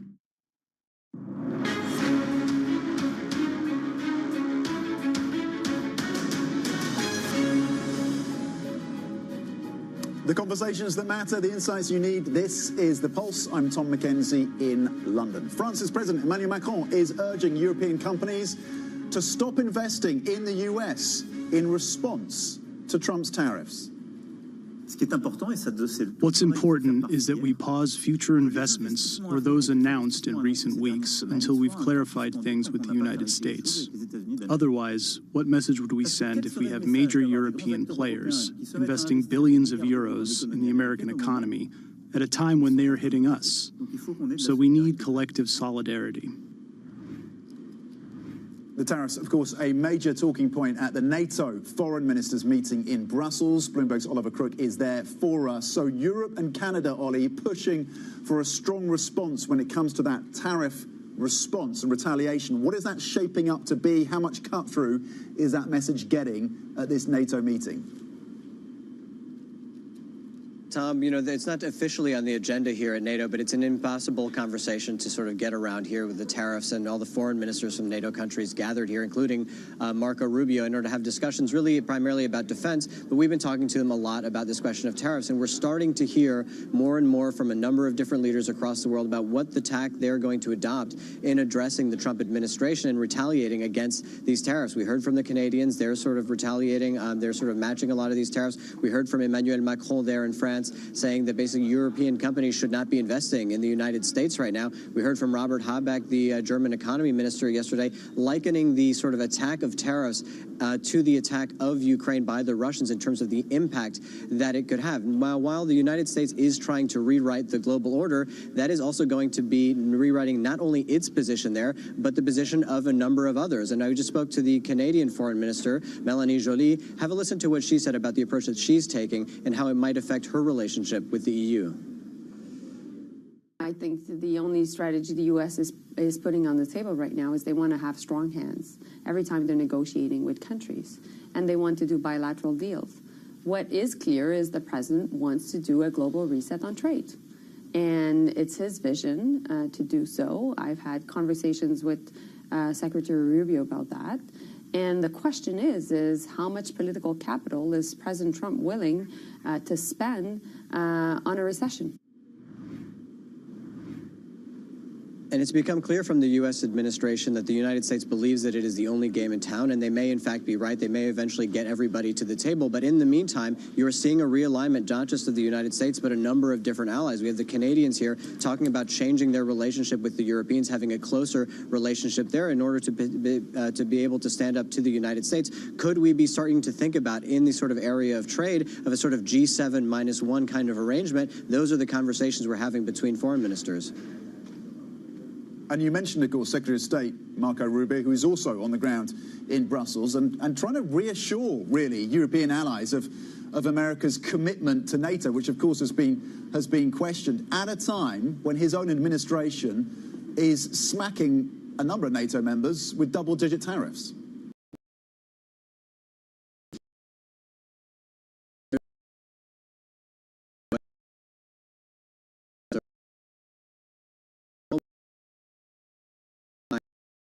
Foreign policy, to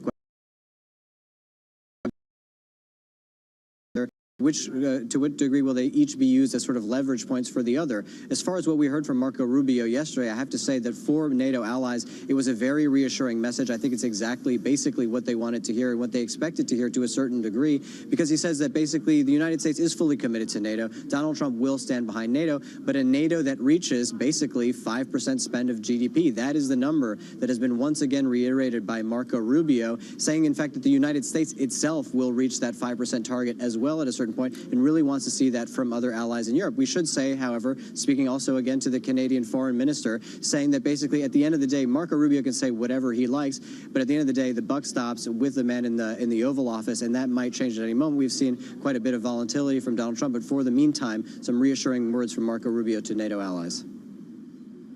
Okay, Bloomberg's Oliver Crook on the ground for us in Brussels at that NATO summit. Ollie, thank you. Staying on the question of defence, UK defence company Babcock International is investing billions in refurbishments in its naval support bases, anticipating demand for military upgrades as the UK and other European nations ramp up that defence spending. The defence firm, which already employs more than 12,000 people, expects to need 5,500 more over the next decade. This after the government decided to boost defence spending to 2.5% of GDP by 2027, meaning an extra £6.4 billion.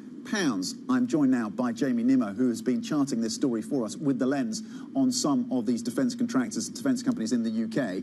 Is this boom times then for UK defence? What are you seeing on the ground? Yeah, I mean, potentially, that's certainly what they're hoping for. Babcock, especially, the other bigger firms, BAE, have seen their share prices soar this year, 40-50%. Babcock's back in the FTSE 100. They're really hoping, they're investing heavily, and they're hiring already in anticipation of this boom. And the smaller companies, there's some 12,000 in the UK, they're really hoping to get a piece of this as well. The difference for them is they don't have the financial firepower to really invest now, and so they are sort of anticipating demand but trying to work out how they can really capitalise on it. That's 12,000 companies in the defence space in some form in the Yes, UK. in some form. There are a lot of smaller suppliers that do anything from, I mean, we spoke to a company that did tents for the MOD, the Ministry of Defence. There are all sorts of little things where they create plastics, and defence is the main, you know. So, Jamie, what is the impact then on the UK economy from this? Well, potentially could be large. I mean, we're talking about a large percentage of spending going into defence. Jobs could therefore increase. I mean, if you look at the overall manufacturing space in the UK, it's been in decline for several years. The car industry especially, we hear about people pulling out, fewer cars being produced here, the costs are high. But in defence, that's been rising, even though defence spending has been falling. So there is demand, and don't forget, they can get contracts from elsewhere in Europe and in the US. So it's a really growing industry, and they're really hoping this can, push them even further. Okay, Jamie, thank you very much indeed. Important reporting in terms of the defence space of the UK, how it's adjusting, hoping, of course, to benefit from the increase in defence spending, 2.5% of GDP by 2027. Now, just checking back on the markets with a particular focus on the FTSE MIB in Italy, falling now 10% from its March peak. That is the benchmark, of course, index over in Italy. Set for correction territory today, under pressure. Banks, Unicredit down 6.8%. Banco BPM down 6.3%. Banco Popular, every single Italian bank, it seems, under significant pressure as markets bet that the ECB will have to do more on rate cuts. Lower rates, bad news for the banks.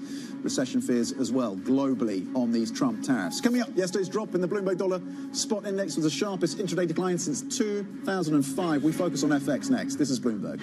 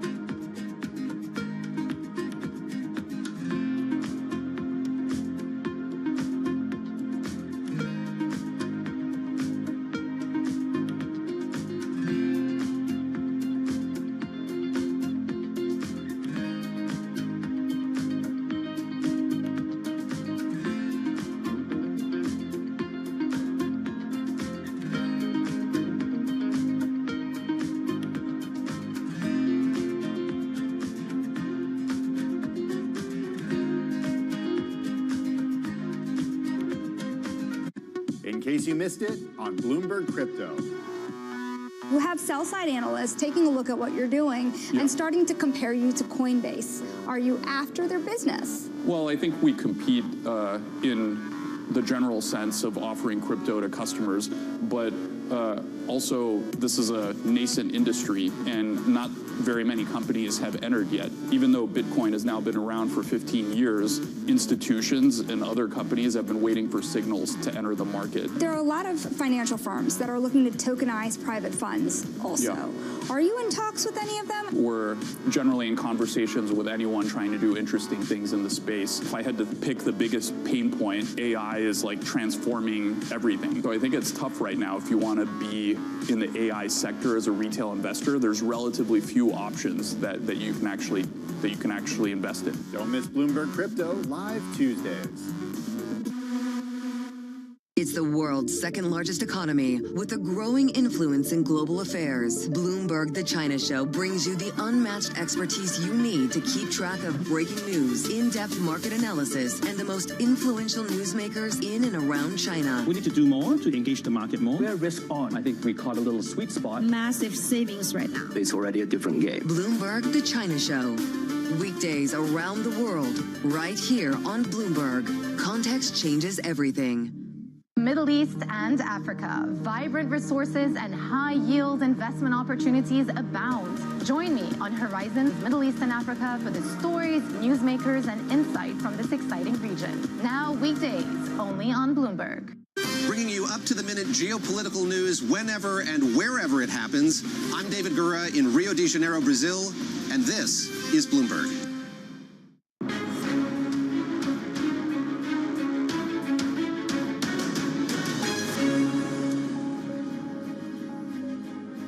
Good morning, happy Friday. Welcome to the Pulse. I'm Tom McKenzie in London. These are your top stories. The global sell-off rumbles on. $2.5 trillion wiped off the S&P in one session. But President Trump says markets will boom. The US president also leaves the door open for tariffs to be negotiated lower if there are, quote, phenomenal offers.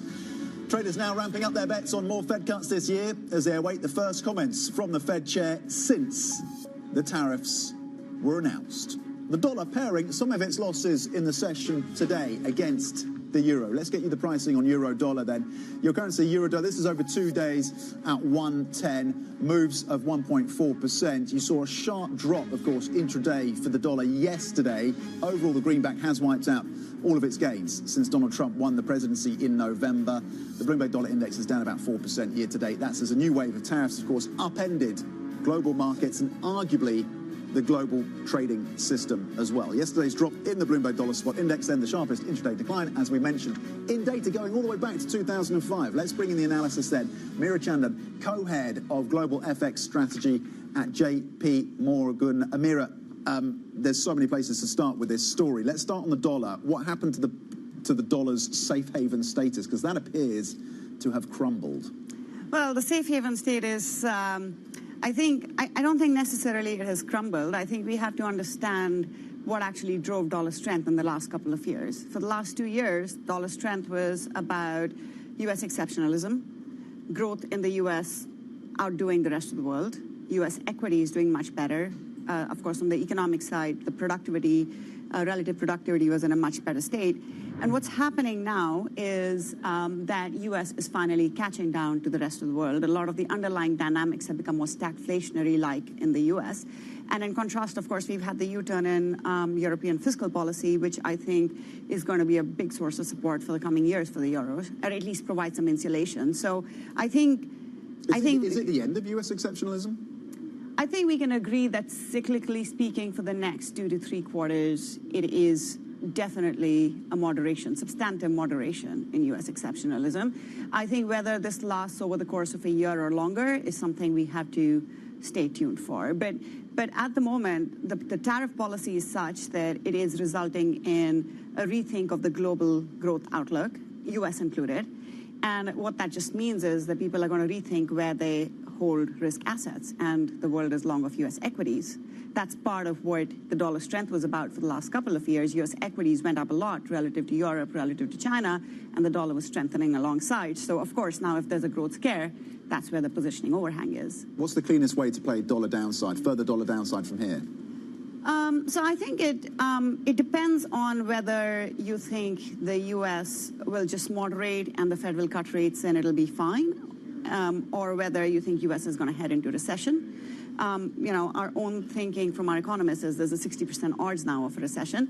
But if that's the case, then expect substantially lower yields, central banks to cut everywhere. The currencies that benefit would be Japanese yen to a large extent.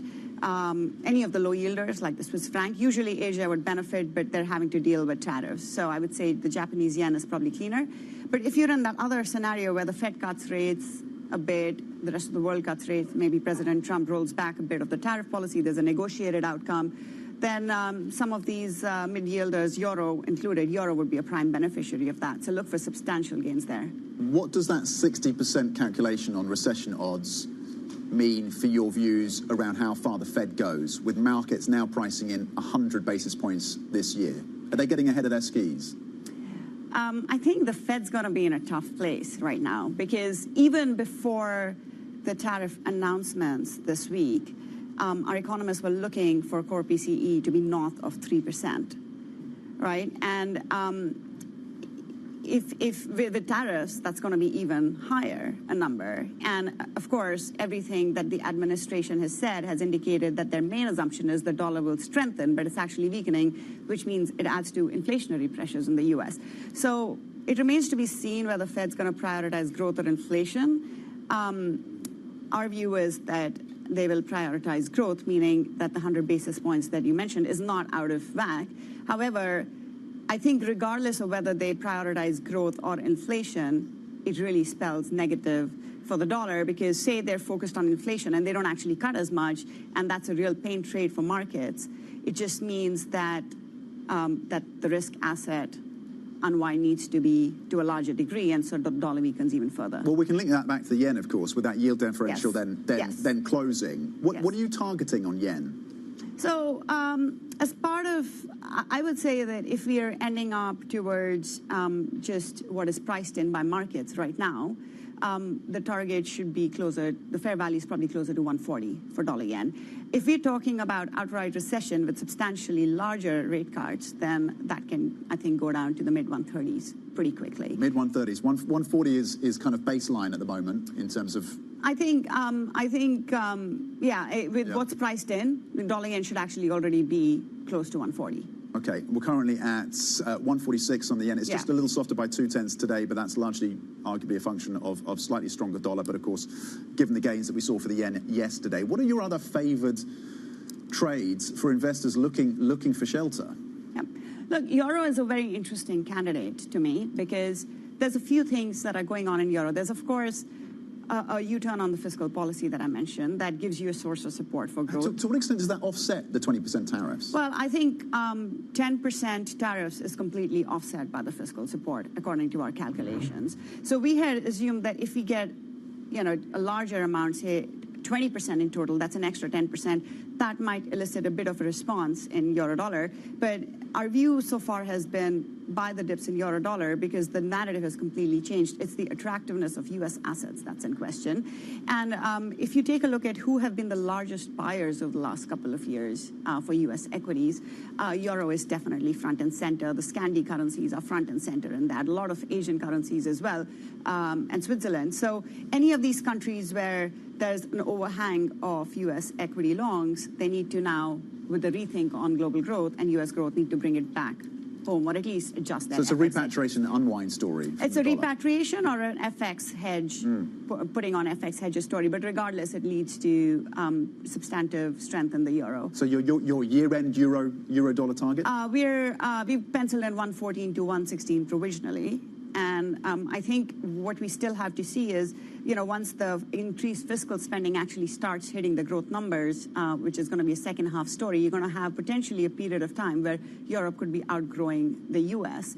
And so this is, I think, once in a decade possibility of a turnaround in the euro. So after multiple years of investors talking about U.S. exceptionalism, everybody is not wanting to do that anymore. They're tired of it. And I think that's why the gaps, you can see that euro-dollar moves have been pretty gappy to the upside. And that's something that we expect will continue. Okay, 114 to 116. We're currently at 109, potentially a change that we haven't seen in terms of for the euro in that kind of historical context. The pound is taking a bit of a whack today, down 9 cents. Of course, yields moving dramatically lower right now across the gilt curve. So 13 basis point move lower on the 5-year, 396, the benchmark 10-year at 439. How are you thinking about the pound on stagnant growth in the UK, but ramped up Bank of England cuts, which is at least the market position right now, 75 basis points? Yeah, absolutely. I think the sterling has benefited a lot from being a high yielder within the DM context. And I think to your point about, all central banks are getting repriced to deliver cuts. So, and obviously the high yielders have the most room to cut. So it's the high yielders that should really be, in a sense, weakening the most. And that's why you're seeing what you're seeing with the dollar. So the view on sterling is the growth prospects on a relative basis look better in the Eurozone. The fiscal room is more, and the willingness to tap it in the Eurozone has changed. It's much better, again, compared to the UK, where fiscal tightening is probably more in the pipeline for us. And it just means that between euro and sterling, euro has more room to outperform. So looking for sterling underperformance here, euro sterling towards 87 or higher is the base case. Okay, looking for sterling underperformance, 114 to 116, maybe euro dollar 140, with the caveats around the Japanese yen. Mira, thank you very much indeed for coming through with the market analysis on, of course, a wild week for these markets, with FX, of course, front and centre as well. Mira Chandan, co-head of Global FX Strategy at JP Morgan. The European Stock 600 index now down close to 2%, sliding to a January the 15th low. Currently down 1.9% for the European Stock 600 after dropping 2.6% yesterday. The heavy selling continues with pressure particularly focused on Italy, with drops there. The FTSE MIB down 3.5%. The IBEX over in Spain down more than 3%. And the DAX in Germany down a full 2 percentage points right now, dropping 433 points. The price pressure also on when it comes to the oil space. Oil prices continuing to fall as President Trump's tariffs spur demand fears, and with OPEC Plus making a shock decision to increase output faster than previously announced. For more, I'm joined by Bloomberg's Will Kennedy. Was the market expecting OPEC Plus to be adding barrels at a time of recession risks emanating from the US? How consequential is this for the oil markets? Yes, they were expecting OPEC to add barrels back into the market. That was OPEC's plan. But what we saw yesterday is they're doing it much faster than expected, 3 times as much oil as was expected. Will come onto the market in May, more than 400,000 barrels a day. And that came as the market was already being hammered by concerns about the economic impact of tariff. And you put that together, and it was a really, really important day in the oil market yesterday, with prices down more than 7%. It seems very counterintuitive given the tariffs, and the pricing is collapsing again today, down 3% on Brent at 67.98. Is there a floor under? Where is the floor for the oil price right now, and what was part of the calculation for OPEC Plus, given ramped up risks of US recession? Well, Saudi Arabia, the leading member of OPEC Plus, has taken this decision, we understand, because it had grown increasingly frustrated by the inability of other members in the group to stick to their promises, especially Kazakhstan and Iraq. And I think that policymakers realize that prices would clearly take a hit, but they're willing to do that in the shorter term to try and reimpose some discipline on the group. And of course, the dilemma for a country like Saudi Arabia, which was sticking broadly to its pledges, is that others don't, you lose market share. So it needs to protect its share of the market. So they've taken this decision in the knowledge that, yes, it would hurt prices, but it will allow them to pump more oil to offset some of that, and hopefully will convince other members of the group, in their eyes, to stick more closely to the agreement. Okay. reminiscence of at least to some extent of the Russia-Saudi price war of COVID era, with the Saudis, of course, going all out, adding more barrels onto the market then. So 3 times more than what the markets had expected. We continue, of course, to monitor the oil markets for you, with prices collapsing again, down 3.5% on Brent, 3.7% on WTI, now below $65 a barrel on WTI. Will Kennedy, thank you very much indeed for the update on the oil markets and OPEC Plus's decision meeting this weekend, of course. The US Commerce Secretary, meanwhile, Howard Lutnick, says importers to the US will have a tough time figuring out how to respond to President Trump's tariffs, but he says the world will quickly adapt to the new trade order. He spoke to Bloomberg's Jonathan Ferro. Donald Trump is focused on the economic pain that the United States of America has suffered over decades. Since NAFTA, 90,000 factories, not jobs, factories, 5 million high-paying jobs gone overseas. He's focused on the U.S. worker and the U.S. economy. And what's going to happen is people are going to realize it is the great American economy that is the winner here. And anyone who doubts it, and anybody who shorts Donald Trump, or anybody who doubts the strength and the power of the American economy, is making a foolish bet. Sure, importers are going to have a tough time figuring out what to do because they went and found the cheapest production in the world. It's time to bring that production home, to have the smart, amazing people who run American companies figure it out, bring robotics back to America. And I would say that United States domestic growth is going to have the greatest resurgence ever under Donald Trump, and that's what he has set in motion yesterday. You'll accept it takes time to engineer a supply-side response, though, sir. And in the meantime, you can see bad things happen. Do you accept that? Well, what I can accept, of course, it takes time to build factories, but companies understand how to do it. They will do it. The United States of America is the greatest economy in the world. People have to do business with it.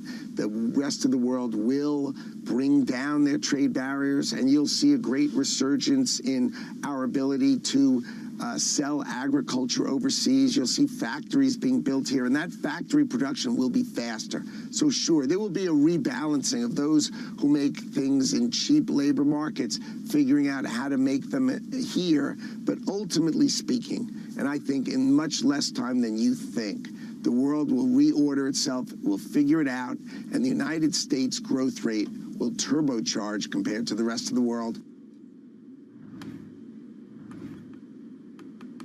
Okay, US Commerce Secretary Howard Lutnick speaking to Bloomberg Surveillance.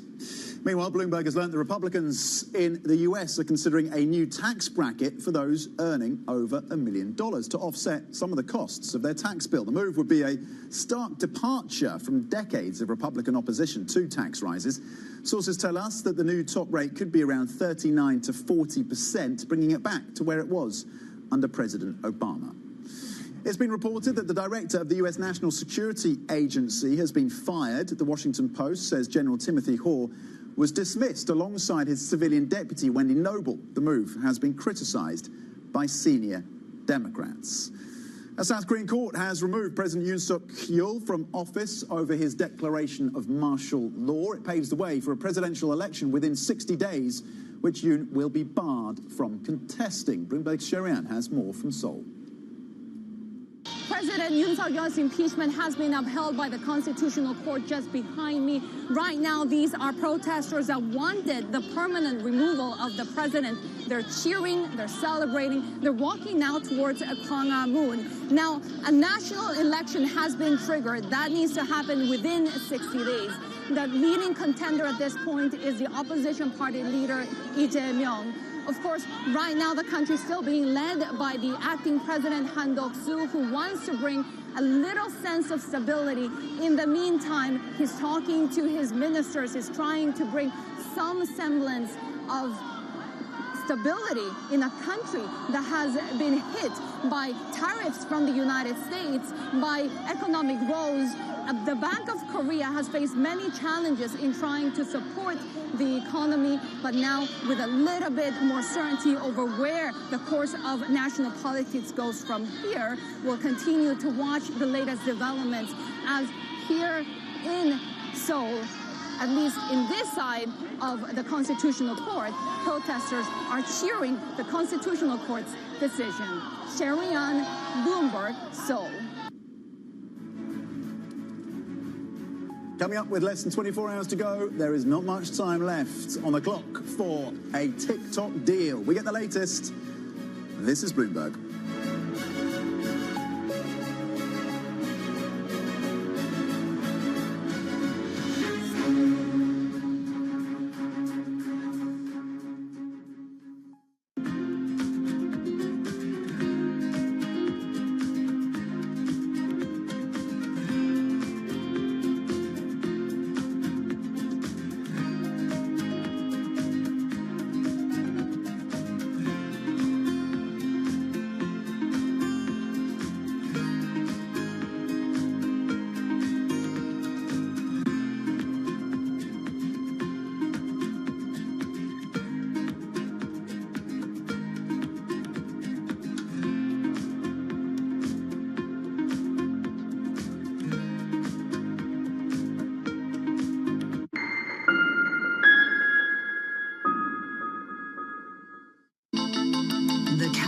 Is on. Everything you need to get the edge at the end of the market day.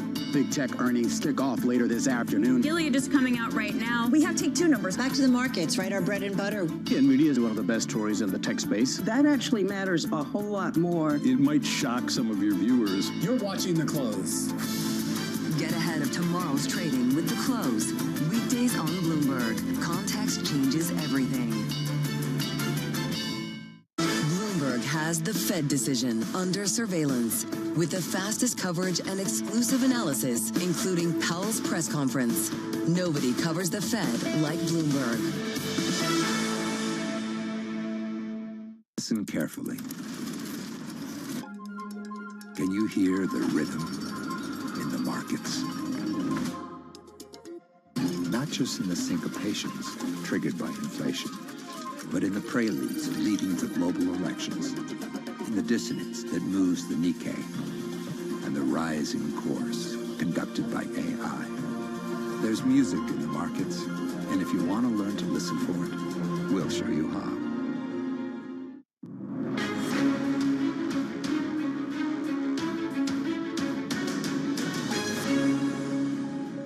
Taxes and deregulation were the three-legged stool, and right now the focus is on tariffs. As things stand now, we're headed to recession, and it's very clear that this is a tax on businesses and households. The U.S. is known for the innovation, the stuff we create, and I think it's exceedingly burdensome for small companies like ours. In the next couple of months, the labor market still stays okay. As the adage goes, if the U.S. is going to have a slowdown, other regions probably are going to be worse.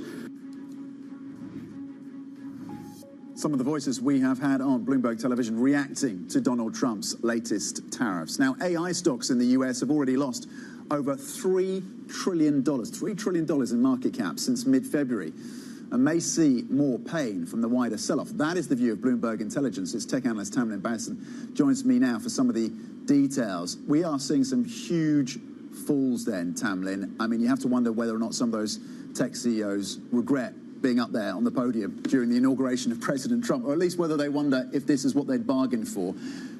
What is the catalyst to put a floor under this rout for these tech names? Is there further downside? What are you assessing in terms of just how much bloodletting is going on in this space? Well, one, I think you mentioned it. It is AI. AI, we've been talking about this for 3 years now, and so much investment has been gone towards AI, towards building out these data centers, towards developing these LLMs.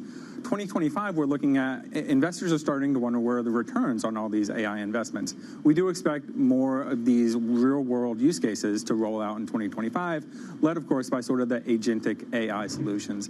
I think if these can sort of be an attractive use for companies that are now reeling from these tariffs and are looking to sort of protect margins, if these AI use cases can sort of help them gain efficiencies, then that could be sort of a catalyst that helps people see some near-term benefits from all these AI investments. Okay, that's interesting. So agentic AI could be the catalyst, but before we get there, we could see US tech targeted Maybe it has a target on its back. I mean, particularly from Europe. Is that another risk? Yeah, and I think right now everybody, I think, is waiting to see what the response from the trading partners of the U.S. are. And the EU especially has layers upon layers of regulations on the technology sector that has not been shy about wielding in the past. And I think we definitely may see some new outcomes in cases. There was news today about a potential $1 billion fine against X under this content moderation law, Digital Services Act. I think yesterday under GDPR, a potential fine against TikTok. So I think the EU regulators may very well respond with this. But also we may see this as a negotiating tactic. And later on, we see potential benefits for the tech sector, maybe a decrease in the digital services tax, which is something the Trump administration has really pushed for in the past. Okay, so we watch for that development and to what extent it's part of the calculus of Europe. Meanwhile, to China, I mean, massive tariffs obviously broadly on China, then on Taiwan as well. What does that mean for China and its chip and tech ambitions? Yeah, so we're talking to our analysts who cover the Chinese tech sector, and they say it is really too early to tell, but the initial feeling is it's not going to be as bad as 2018. And part of the reason why is China has more advanced internal markets where they can shift some of those excess capacity. You have a stronger EV environment, you have a stronger smartphone environment, that maybe that can absorb some of the capacity for the locally designed and built chips. Again, though, really too early to tell what the overall impacts are going to be there. Okay, Tamlin Basin, thank you very much indeed with the analysis. Bloomberg technology analyst at Bloomberg Intelligence. Well worth reading that analysis as well on the terminal. Now, staying with technology, Intel shares are higher in pre-market trading after the information reported of a tentative deal for a joint venture with TSMC. The report says executives from both companies have agreed that the JV will run Intel's manufacturing plants. This confirms Bloomberg reporting that the idea was being pursued at the request of the Trump administration. Now, the deadline for TikTok to find a buyer or get shut down in the US is less than 24 hours away. Once again, President Trump said yesterday that a deal to sort this out is close, yet significant hurdles remain. Bloomberg's Charlie Wells has been following all this for us. Where do things stand, Charlie? I mean, Tom, this could just not come at a more tense time, right? Because you had those announcements about tariffs yesterday, you've got this deadline tomorrow, and then you've got Trump trying to kind of weave this all together and use tariffs as leverage in these negotiations. As far as a deal, Bloomberg has learned that the top contender, and there have been a lot of contenders floated so far, the top contender would involve a consortium of Oracle, of Blackstone, and of Andreessen Horowitz. And basically what it would do is kind of spin off TikTok into a kind of independent U.S. company. But one of the sticking points here, and I think this is going to be important potentially down the line, is that the algorithm would stay in-house at TikTok in China. And that's been one of the points that was really at the center of that national security law that was passed about TikTok last year.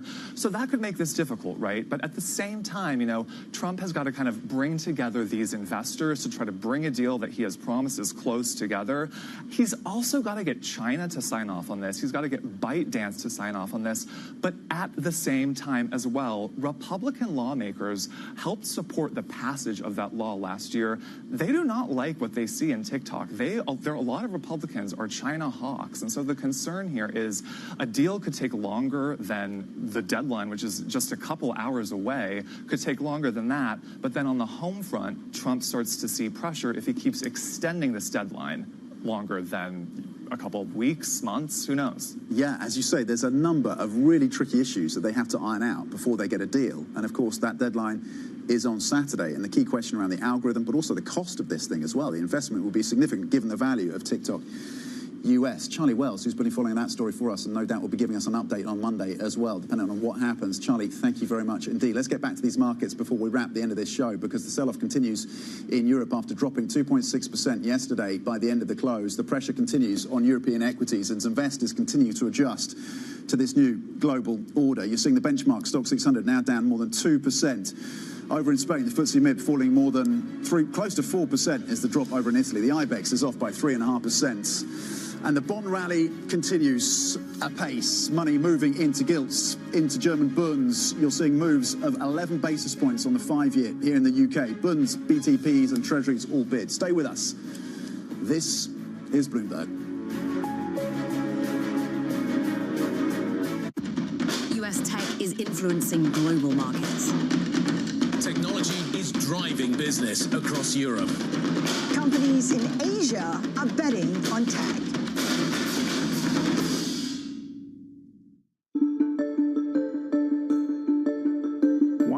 Baltimore so important to you? It's our state's largest city.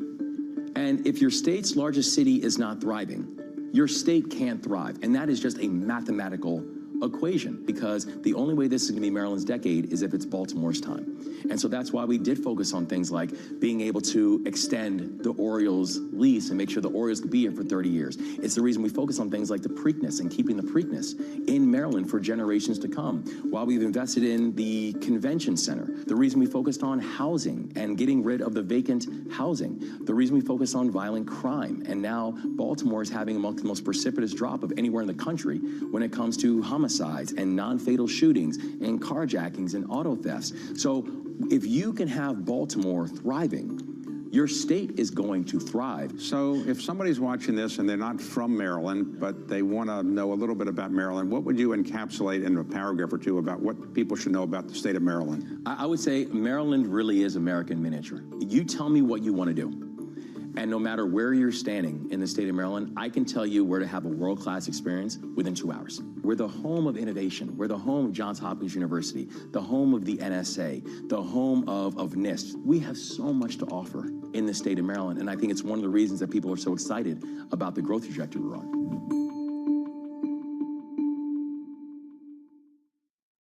Africa, a region rife with potential for growth and opportunities, but not without its challenges. Bloomberg highlights the biggest stories, interviewing key players, and reporting on the issues impacting the region. Join us as we get to the heart of African business, politics, and economics, and ask the question, what's next? I'm Jennifer Zabasaja, and this is Next Africa. New episodes every month, only on Bloomberg. Bloomberg Surveillance covers the latest in global markets and the political events that influence your world.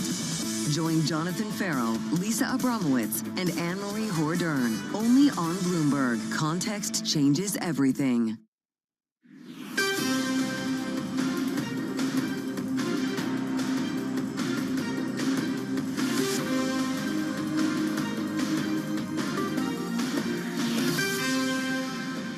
Good morning from our global headquarters in New York City. I'm Matt Miller. Danny Berger is off today. Welcome to Bloomberg Brief. Let's set your agenda for the day. Tariff shock. U.S. equities wipe out more than $2.5 trillion, and treasuries extend their rally as yields drop below 4%. Oil falls to $65 a barrel here in New York as the global trade war ramps up.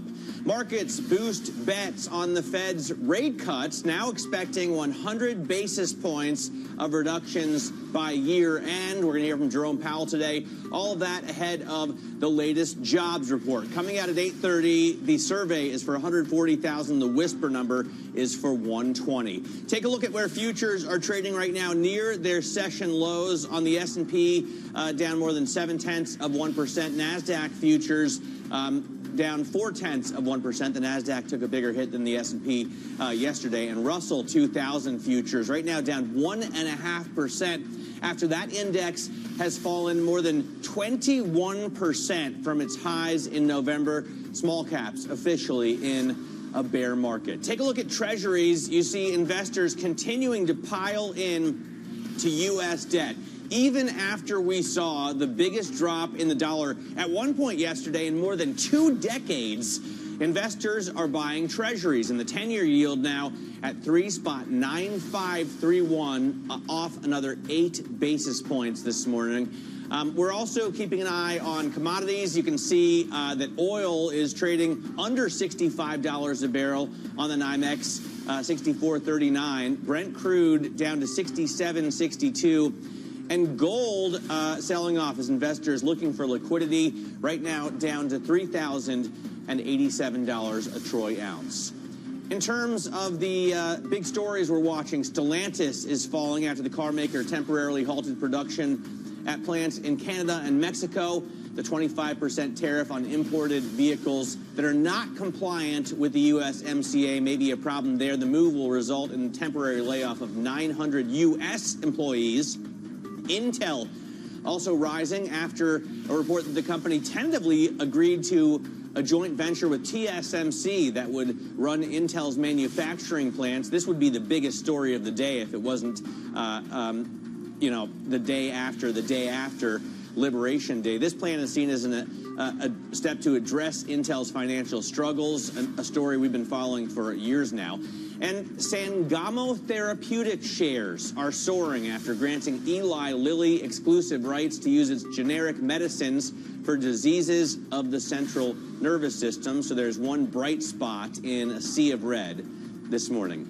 In just a few minutes, we're going to speak to Nandini Ramakrishnan of JP Morgan Asset Management. And then later this hour, Citi's Veronica Clark joins us to talk about the fallout from Trump's tariff regime. In fact, why don't we kick it off right now? Nandini Ramakrishnan joins us, EM Equities macro strategist at JP Morgan Asset Management. And Nandini, I'm wondering what your take is from what we heard out of the White House on Wednesday, and then the market turmoil yesterday and the biggest drop for the S&P in 5 years. Yeah, so I think from a global perspective, the tariffs were a lot higher than most people expected, so that's the market reaction. And I think the first step is understanding that it's pricing in a bit of a growth risk, both globally and in the U.S. So the U.S. consumer, who's now going to have to pay higher prices, U.S. businesses who will also have to import at higher costs. This has meant a few things for us in global markets. Firstly, repricing Fed expectations for lower interest rates this year. Second, the dollar weakening. I think this is going to be really excellent for EM assets who have had to deal with a strong dollar for many quarters. And finally, the fact that in China, while the tariffs are actually very high in terms of relative to other countries and perhaps above our expectations, it finally means that Beijing may actually deliver stimulus. So while there is a lot of global turmoil in markets, as you say, I think there are some bright spots for us to think about assets outside the U.S. and really look into the silver linings for some of the EM economies that I cover closely. Can I ask just quickly about the Fed? And I know you're focused on EM, but no matter what assets, I guess, you're covering in financial markets, Jerome Powell's view is important. If we see these tariffs resulting in inflation, which it certainly looks like is a great possibility, is the Fed really going to be able to cut rates that drastically? You're absolutely right. I think any market specialist has to watch the Fed, so no problem on the question. For sure. I think they're going to have to really decide between how much of the tariff inflation is transitory, using one of their favorite words again, and how much of the economic slowdown is something they want to ease into. I do think on balance, the hit to the consumer, 70% of America's GDP, is going to be sizable, and hence they will have to slightly be biased towards easing despite higher inflation from tariff prices. Nandini, I'm looking at, here in the U.S., an S&P 500 that sells, I think, 41% of its goods overseas. You're focused on EM equities, and those are, manufacturers and services providers that probably predominantly get their revenue from overseas, right? Especially in the U.S. Isn't it important for those companies to avoid tariffs, as probably none of them have been able to? I mean, how can you be bullish EM equities when we're looking at such massive tariff bills? Yeah, good question. I think what has happened is the fact that the tariff announcements are quite so at the high end of the spectrum actually means that there is going to be this balancing act of the U.S. administration and the Fed to make sure the U.S. economy doesn't slow down too much. So in a sense, if the tariffs had been a bit more moderate, I would have been a little more concerned about the dollar strengthening or the Fed not easing as much, whereas actually on market dynamics, EM benefits from those factors I mentioned. But to your point on selling into the U.S., I think for the first consideration is there's a huge comparative advantage. There's a reason why globalization over the past many decades has meant that EM economies have been able to sell low-cost productive products into the U.S. And because of that, the U.S. has really benefited. So I don't think that immediately the U.S. is going to be able to substitute that production at the same price point. So despite there being a higher tariff, I think somewhere along the production and consumption cycle, the price will be absorbed. And I do worry it's a little bit more on the U.S. consumer or U.S. businesses who have to pass that through. But for now, we even track our own basket of EM exporters, specifically China exporters. And because the news of tariffs has been so kind of constantly grinding over the past few quarters, those stocks have already priced in a lot of that worry. So in the past day, those stocks are only down 3.5%, this China exporter basket. And that's actually not that bad compared to, let's say, S&P 500 over the past 2 days. Do you expect China to be able to negotiate away some of these tariffs, Nandini, or any of the other regions that you cover? It seems Trump has laid out some pretty easy ways. If they stop exporting the precursors to fentanyl, they could lop 20% off of the tariffs they face, or even if they allow the sale of ByteDance's U.S. holdings of TikTok, they could lower the percentage of tariffs that they face. I think there's certainly a scope for China to reduce those tariffs in the negotiation. The Chinese officials are certainly aware of the dominance of exports as part of their economy and the role they play in producing these goods globally. So there certainly can be scope there. I think where it has benefits to China in terms of expanding business or maintaining market share, that's an area and in sectors where they're really going to be able to negotiate a bit more. On the other hand, there are countries like India where we don't expect too much negotiation. There's a huge domestic economy that a lot of the companies there can focus on. There's less of a attention in trying to make sure they maintain themselves in global supply chains where they haven't necessarily been a big part of it. So I think it's going to be a mixed bag on who and how different countries in EM and rest of world negotiate with the U.S. What's your best bet in EM? What's your best pick right now in emerging markets, Nandini? It's a pretty large coverage area.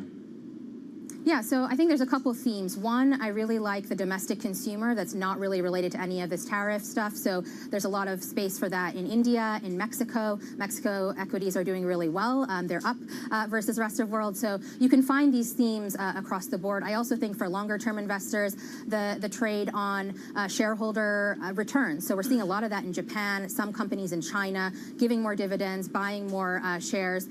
This is a really good theme we're playing. And basically, anything that can survive with this kind of global growth slowdown, so inward domestic-facing companies would be our best pick.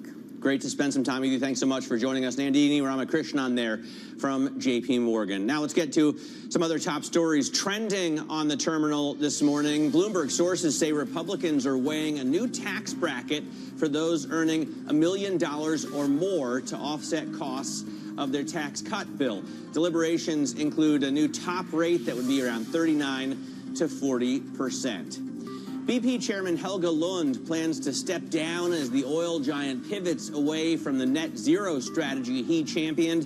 In a statement, the company didn't give a precise date for his departure, but said that he would step down in due course. Lund will remain on the board to ensure a smooth transition, most likely until 2026. And a South Korean court has removed President Yoon from office over his ill-fated martial law declaration. That unanimous ruling immediately stripped him of his powers and set in motion a presidential election to take place within the next 60 days. The court's decision marks a potential conclusion to one of the most turbulent political chapters in South Korea's recent history. Coming up, President Trump leaves the door open to phenomenal tariff deals. NINSS, the EU, Canada, and other nations respond. That's next. This is Bloomberg.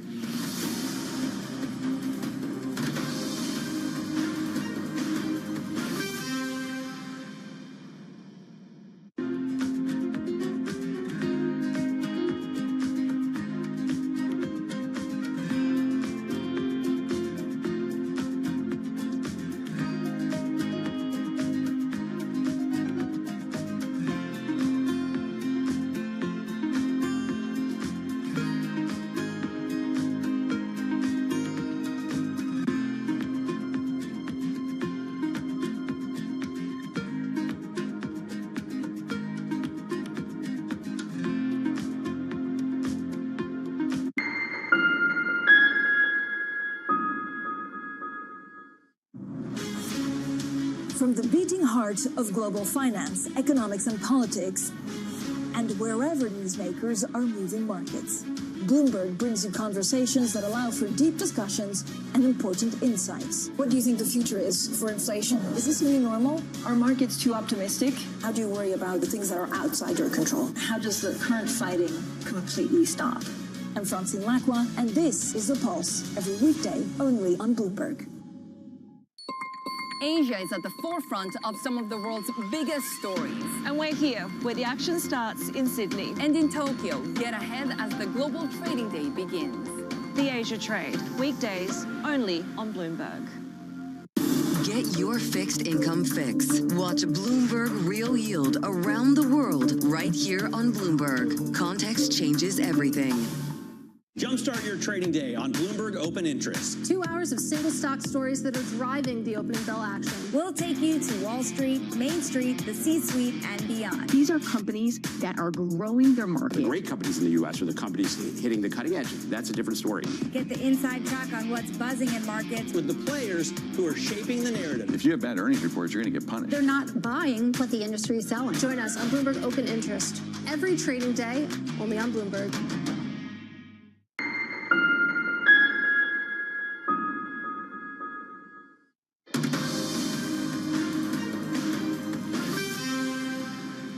It depends. If somebody said that we're going to give you something that's so phenomenal, as long as they're giving us something that's good.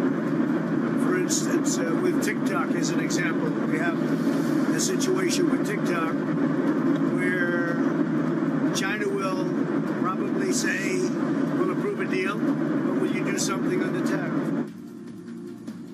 That was President Trump on the kind of deals he's looking to strike to walk back any of his country-specific tariff rates. Let's bring in Bloomberg's Brennan Murray, who leads our global trade coverage for the latest. And Brennan, I think it's so fascinating that the president, he clearly cares about tariffs a lot, but it seems like he cares about TikTok even more. Why is this social media site for like cat dancing videos so key to the president of the United States of America? Yeah, because it sounds like he wants to do deals, and that is one way where he even just suggested that he's willing to do a deal if his Chinese counterparts are. Look, America's trading partners have a big choice to make in the days and weeks ahead. Are they going to try to negotiate with the Trump administration a way out of these tariffs that he's putting into effect? Or are they going to start looking to diversify their trading relationships with other countries? We've seen the Canadians say recently on Bloomberg Television that they're looking to Europe and Asia to strengthen those ties.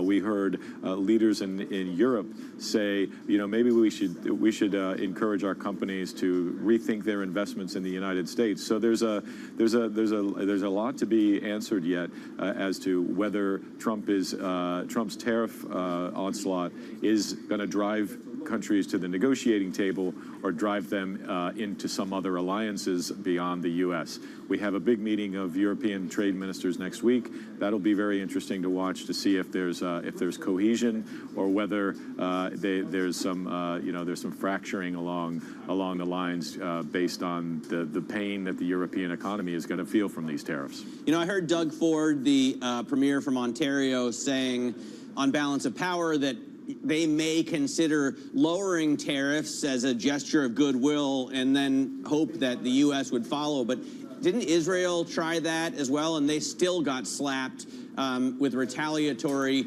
or reciprocal tariffs, I should say. What can other countries really come to the table with?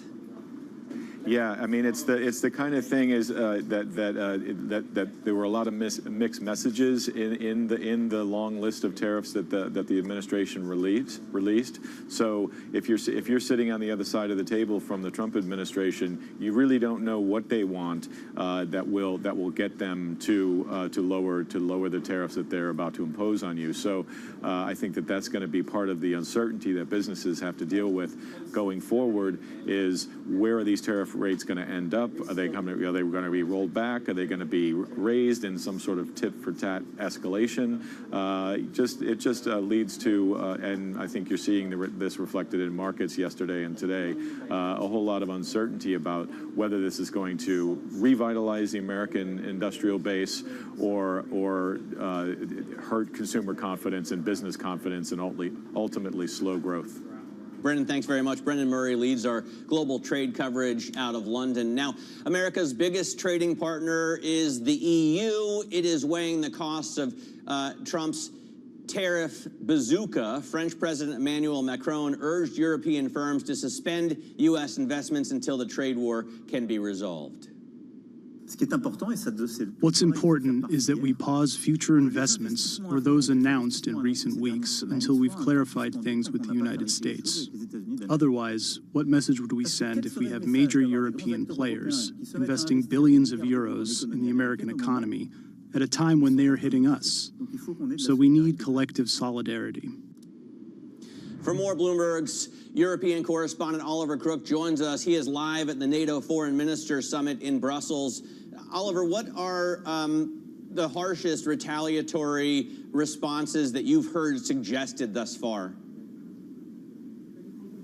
Yeah, so what we've heard so far, I think the strongest words we've heard so far are from Emmanuel Macron there, as you were just referencing, basically encouraging European companies to pause all of their investments in the United States, saying that basically you're sending an exceedingly poor signal if you just sort of come to heel the moment that Donald Trump just, fires these sort of bazookas, as you said, these tariff bazookas over the EU. It's a time to pause. It's a time to recalibrate, a time to formulate a response. We also heard from the German economy minister yesterday, Robert Habeck, basically likening these tariffs that he's imposed across the world to something that is as severe as Russia's invasion of Ukraine in terms of the impact that it'll have on the global economy. Obviously, as you know, Matt, the German economy is singularly sort of exposed to the U.S. economy. A lot of that trade surplus that comes from the EU is really down to the German economy. But we've also been speaking to the Canadian foreign minister, and they retaliated overnight. Have a listen to what the Canadian foreign minister told me a little bit earlier today, and their approach has been basically maximum pressure.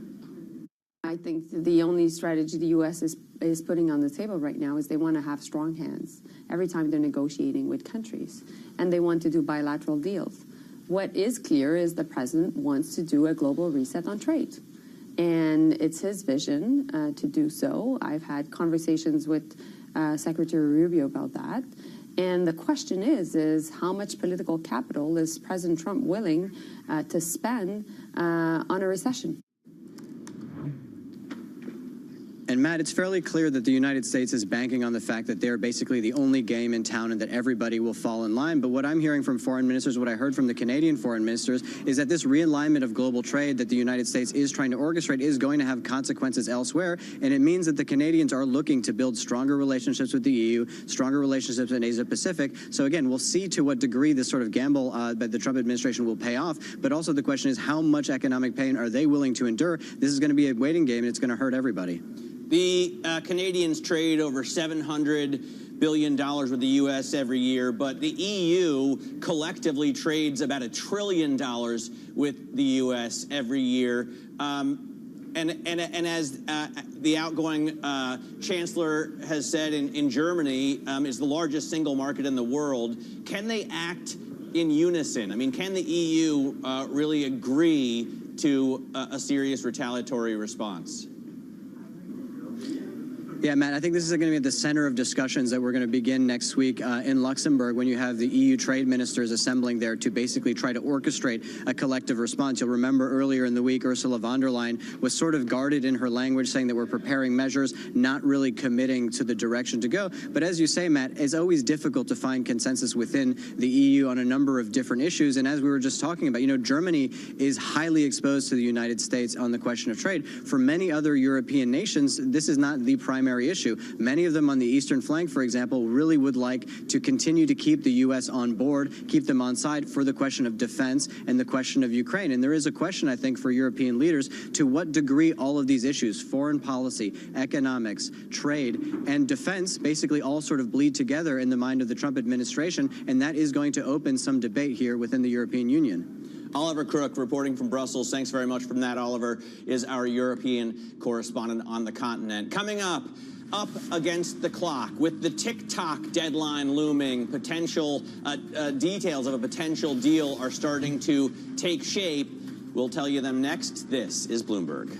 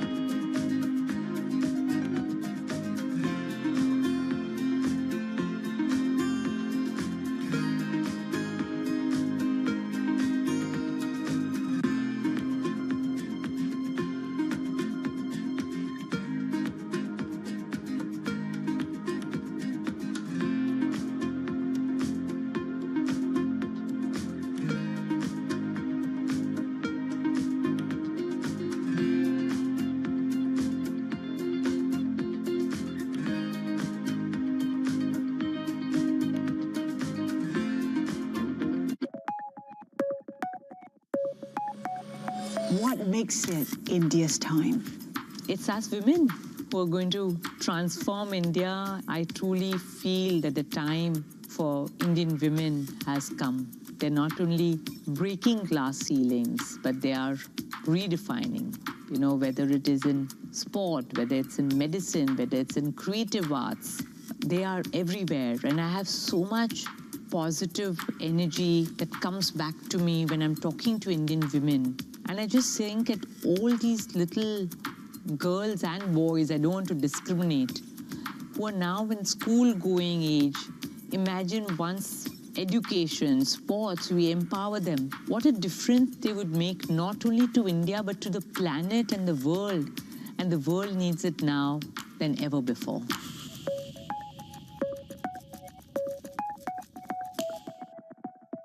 From the world of politics to the world of business, Joe Matthew and Kaylee Lines deliver news, insight, and analysis live 2 times a day, every trading day. Balance of Power at 1 and 5 Eastern, only on Bloomberg.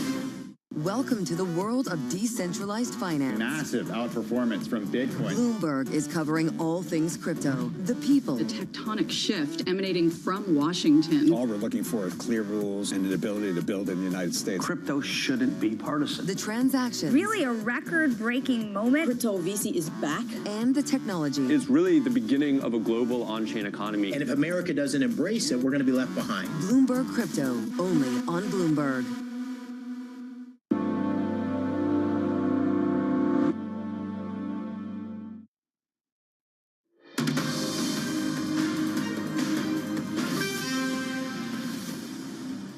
Time now for our front page news, a look at what's making headlines around the world. First up, on the New York Times, details of a potential TikTok deal are starting to take shape as Saturday's deadline looms. President Trump told reporters that his administration was very close to a deal and would consider using the app as a negotiating chip with China on tariffs. Next up, the Washington Post reports that General Timothy Huff was fired from his position leading the National Security Agency. Far-right activist Laura Loomer confirms she advocated for the dismissal during a meeting with the president. And on the BBC, Eli Lilly CEO David Ricks described President Trump's tariffs as a watershed moment in U.S. economic history. He said tariffs are, quote, hard to come back from. Ricks was also doubtful it would create hundreds of billions in additional revenue for the U.S. as promised by the president. Coming up, we'll count down to the payrolls report with Citi's Veronica Clark next. This is Bloomberg.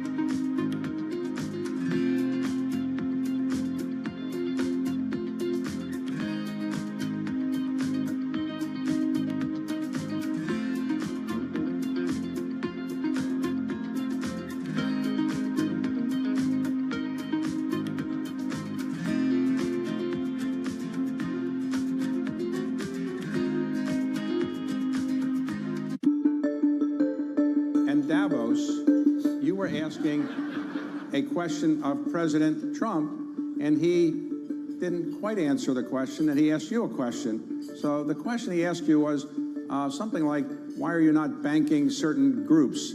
What is the answer? I don't think he gave you a chance to really answer that question, but what is the answer to that question? Well, first off, the Bank of America has 70 million consumer customers and millions of small businesses all over the country, all over the world. And so we bank everybody. But the real question was about overregulation, frankly. And so as you look, what's happened is because the interpretations of AML, anti-money laundering, BSA, Bank Secrecy Act, KYC, know your customer, know your customer's customer.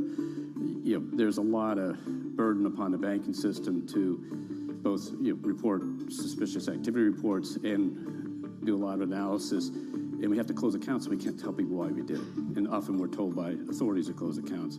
That creates confusion. Another area comes up in this discussion is in the crypto area where the regulator said you can't bank crypto operating companies, employees of crypto companies, et cetera. We are allowed to do, we bank everybody, but the operating company, they said that's a high-risk activity. Ask us for authority, and guess what? You would have never gotten the authority. So that came up as an issue. So at the end of the day, it's about getting these regulations right. Has the Fed decision under surveillance with the fastest coverage and exclusive analysis, including Powell's press conference. Nobody covers the Fed like Bloomberg. Bloomberg loves earnings. I know it's like your Super Bowl, right? I can't wait. It's like opening presents in the morning. All right, it will be exciting. Nobody covers earnings like Bloomberg.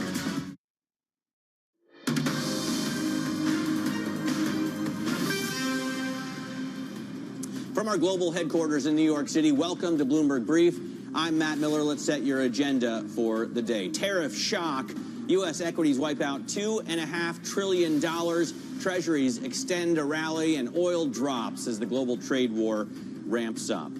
Markets boost bets on the Fed's rate cuts, now expecting 100 basis points of reductions by year end in the face of inflation. All that and more ahead of the latest jobs report. And remarks from Fed Chair Powell at 11:30 this morning. Take a look at what's going on with futures right now. At their session lows, S&P futures off almost 1% now. NASDAQ futures down about 0.7%.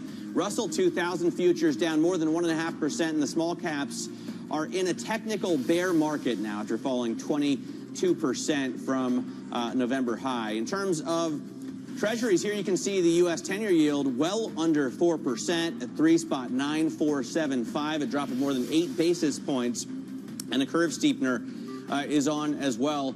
In terms of commodities, we have oil at one point down below 65, in fact, still below $65 a barrel on the NYMEX, 64.59 for New York crude. Brent crude down to 67.84, and gold being sold off, possibly in search of liquidity, at $3,092 a troy ounce. We are 3 hours away from that March jobs report. Bloomberg's Valerie Teitel is with us for more. So, Valerie, lay out what we expect for non-farm payrolls.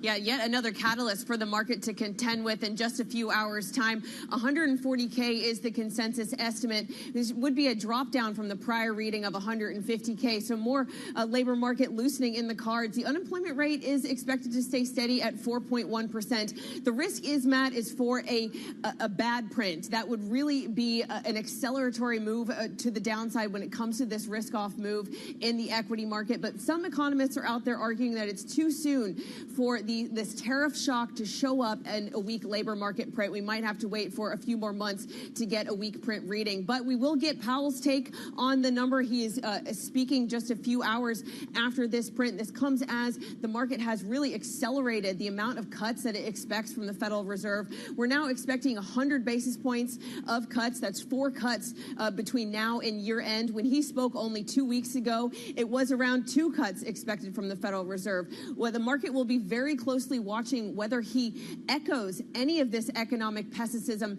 If in any way he opens the door to perhaps front-loading cuts instead of backloading them in a way to perhaps wait for more weakness in the hard data. Another thing, Matt, that I have to note is that this risk-off move that is continuing, it's very different today when it comes to FX. Yesterday saw one of the worst days for the Bloomberg Dollar Index in years, but we are seeing that rebounding so far this morning. That is a very stark contrast to what we saw yesterday. All right. Valerie, thanks very much. Valerie Teitel coming to us from London with a setup for the jobs report. Let's talk about it with Veronica Clark. She is U.S. economist at Citi and joins us here on the desk at 7:31. Lex, thanks so much for coming in early, Veronica. What do you expect, first of all? I mean, the whisper number is for 120,000, and clearly this number isn't going to be affected by Wednesday's tariff announcement yet. So is it going to be clean and good? Yeah, we do think we'll see more slowing. So we're even below that whisper number at 95,000. I think the most important number this morning is that unemployment rate, though. We do have that rising from 4.1% to 4.2%. But yeah, this won't really reflect the big government layoffs yet, the tariff announcement, of course, which does mean if it is a strong reading, it feels a little stale. If it's a weaker reading, well, then the labor market was already slowing before we get to those effects. So you are concerned about growth. That slowing labor market plus the government layoffs, spending cuts. How do you expect growth to play out this year? Yeah, we were already going into this year with an expectation for softer growth, slowing growth. We did see the unemployment rate rising last year. I think high rates are taking a long time to weigh on the economy, but that's part of the story. And then, as we get into the spring and summer, really around May, I think we'll start to see all these effects piling on top of each other. The government layoffs, more weakness in hiring, tariff uncertainty, all of that. We've had weakness in the soft data, consumer expectations for inflation starting to climb. And if you look at the gasoline chart, I pull it up all the time on the Bloomberg. I care about cars and motorcycles, and I have to put fuel in them. It's pretty shocking how much the price at the pump has risen year to date. How can the Fed cut rates if we're staring at inflation like this? Yeah, I would take maybe gas prices with a bit of a grain of salt. This is the time of year when they usually increase. It's into the summer travel season. When they're seasonally adjusted, maybe they won't be as strong. But certainly inflation expectations will get concerning. For now, the Fed is still seeing long-run inflation expectations as anchored. Certainly in the University of Michigan survey, they've come up. We'll be watching the New York Fed inflation expectations in a couple weeks. That's maybe a better measure for Fed officials. But I think they're going into this tariff period, and we heard this from Chair Powell a couple weeks ago, expecting that tariff inflation will be transitory. They're expecting higher goods prices, but they're not expecting the broad-based spillover to things like services. I mean, transitory or not, if you start charging me 10 or 20% more for a car, it's unaffordable. Yeah, absolutely. But that is a different backdrop than I think the inflation of a couple years ago, because we had very tight labor markets in 2022. If you were expecting and experiencing higher prices, you could ask for a higher wage and you would be granted that higher wage. Sure, maybe, no problem. In tight labor markets, on a macro sense, that's what should happen. But this is a very different labor market. The unemployment rate rising, much softer labor demand already, hiring rates that have already been very low for 2 years. I wouldn't be as worried about that self-fulfilling nature of high inflation. What do you think about treasuries? Right now, we're looking at a drop, price up, yield down, right, as investors pile in. But the dollar is, at one point yesterday, we saw the dollar drop the most that it has in 2 decades. So is demand going to persist for treasuries, or are maybe foreign investors going to strike? Yeah, I mean, certainly on the Fed expectation side, I do think there can be more demand for treasuries, at least pricing in more Fed cuts. Of course, we're now pricing a whole 100 basis points for this year. We're actually still expecting a bit more than that. We're at 125. But if this is a much weaker demand story for the U.S., the end of that U.S. exceptionalism narrative, maybe that's why the dollar is weaker, but of course that's a Fed that's cutting then too. So basically, to underline it, you're not terribly concerned about inflation holding the Fed back from cuts. They can, in slowing growth, continue to bring rates down because you don't think we're going to see, 4% 5% inflation or more? I think we might, but I think it will be just a very mechanical kind of increase. I think we'll see it in certain goods prices, of course, anything that is directly impacted by tariffs, and those can be big. It was much bigger than we were expecting on Wednesday, would raise our inflation forecast because of that. But as long as you do see long-run inflation expectations more anchored, wages are slowing, maybe home prices slowing, services prices slowing, you're not as worried about that broad spillover like in 2022. And you're not concerned about a recession then? We are. We would be. We do have much softer growth already. We're expecting activity close to flat for a lot of the year, the unemployment rate rising to 5%, maybe more. And so, yeah, that's kind of borderline. You might be in this more recessionary The Fed's scenario. 125 basis points of cuts don't pull us out of that nosedive? That 125 basis points of cuts takes us to where the Fed thinks the neutral rate is. So maybe if you're trying to balance the downside risk to growth, the upside risk to inflation, that's maybe where you want to be. It obviously can help spur, housing demand, maybe some investment, things like that, but maybe not immediately. Let me ask about jobs in this country, because 5% unemployment sounds pretty scary from these levels. The idea is that these tariffs will spur manufacturers to move factories from overseas, maybe Southeast Asia, to like Michigan. How likely is that from an economist's point of view? Yeah, so I think over many year period, you might see some of those effects. But I think right now, part of the issue is that these are very large tariffs. They've been it's uncertain what's coming next, if they're going to last very long. So you're not going to necessarily make those plans immediately. And it would, even if you were making those plans immediately, it would take many years probably for those types of dynamics to shift.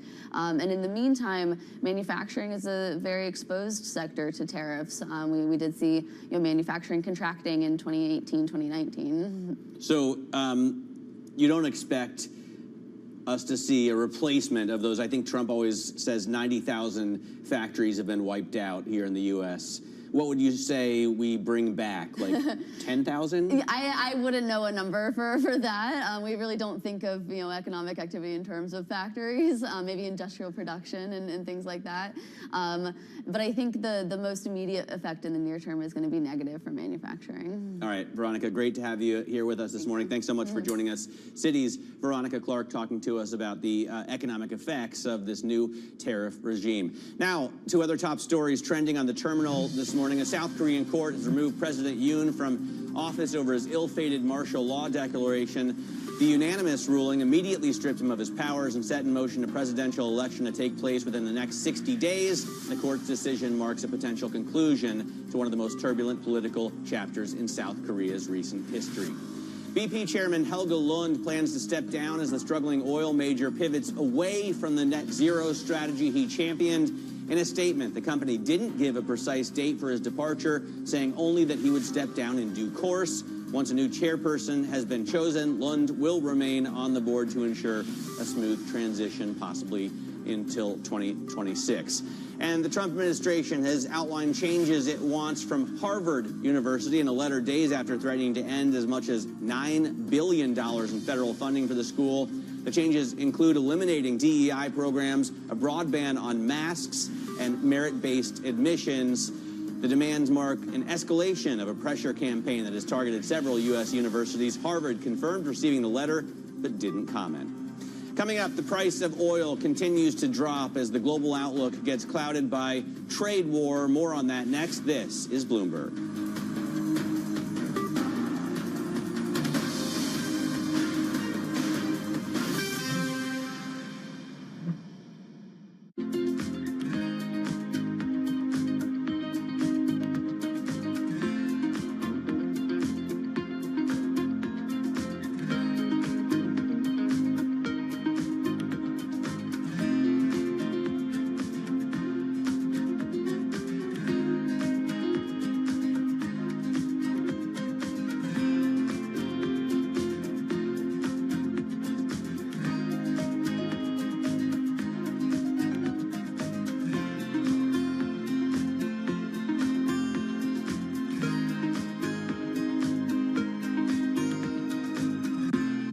Africa, a region rife with potential for growth and opportunities, but not without its challenges. Bloomberg highlights the biggest stories, interviewing key players, and reporting on the issues impacting the region. Join us as we get to the heart of African business, politics, and economics, and ask the question, what's next? I'm Jennifer Zabasaja, and this is Next Africa. New episodes every month, only on Bloomberg.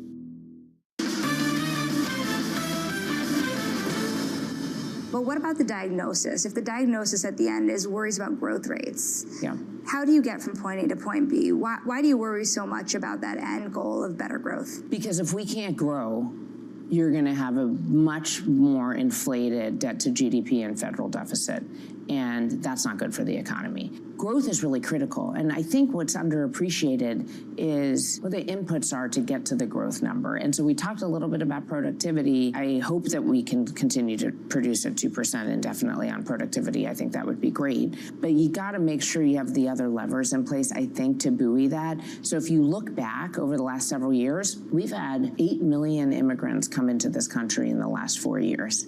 And that's helped growth. And by the way, that's deflationary.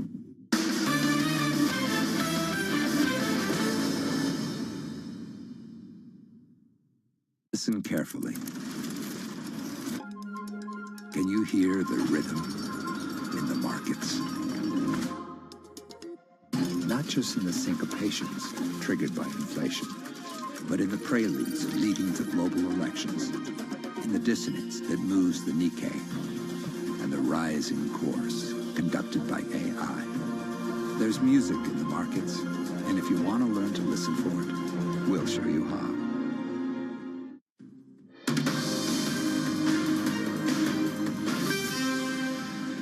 It depends. If somebody said that we're going to give you something that's so phenomenal, as long as they're giving us something that's good. For instance, with TikTok as an example, we have a situation with TikTok where China will probably say, we'll approve a deal, but will you do something on the tariff? That was President Trump on the kind of deals he's looking to strike to walk back any of his country-specific tariff rates, something as phenomenal as a TikTok deal. Let's bring in Bloomberg's global business editor, Josh Gallu, in Munich for the latest. It strikes me as pretty obvious that if someone comes up with a phenomenal offer, he's going to walk back some of these tariffs, Josh. But is TikTok really that important?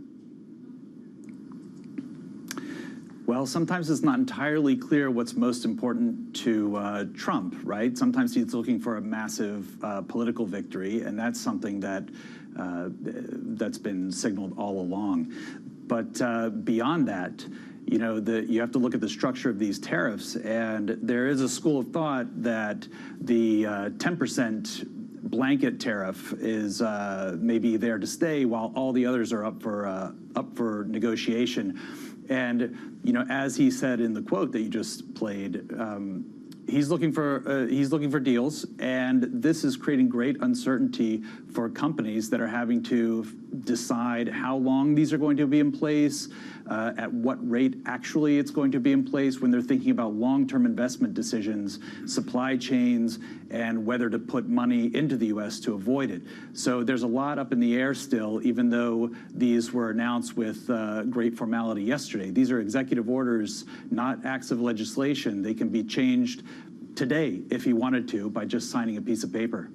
Yeah, and of course, the so-called reciprocal tariffs don't go into effect until, I think, next Wednesday. Josh, what else beyond, you know, a social media app can countries offer? I mean, I note that Israel did away with its tariffs on U.S. goods in hope that it would get, you know, a softer response, and still was slapped with 17% tariffs. Yeah, that's again, it's not entirely clear, and these things are going to have to take place bilaterally.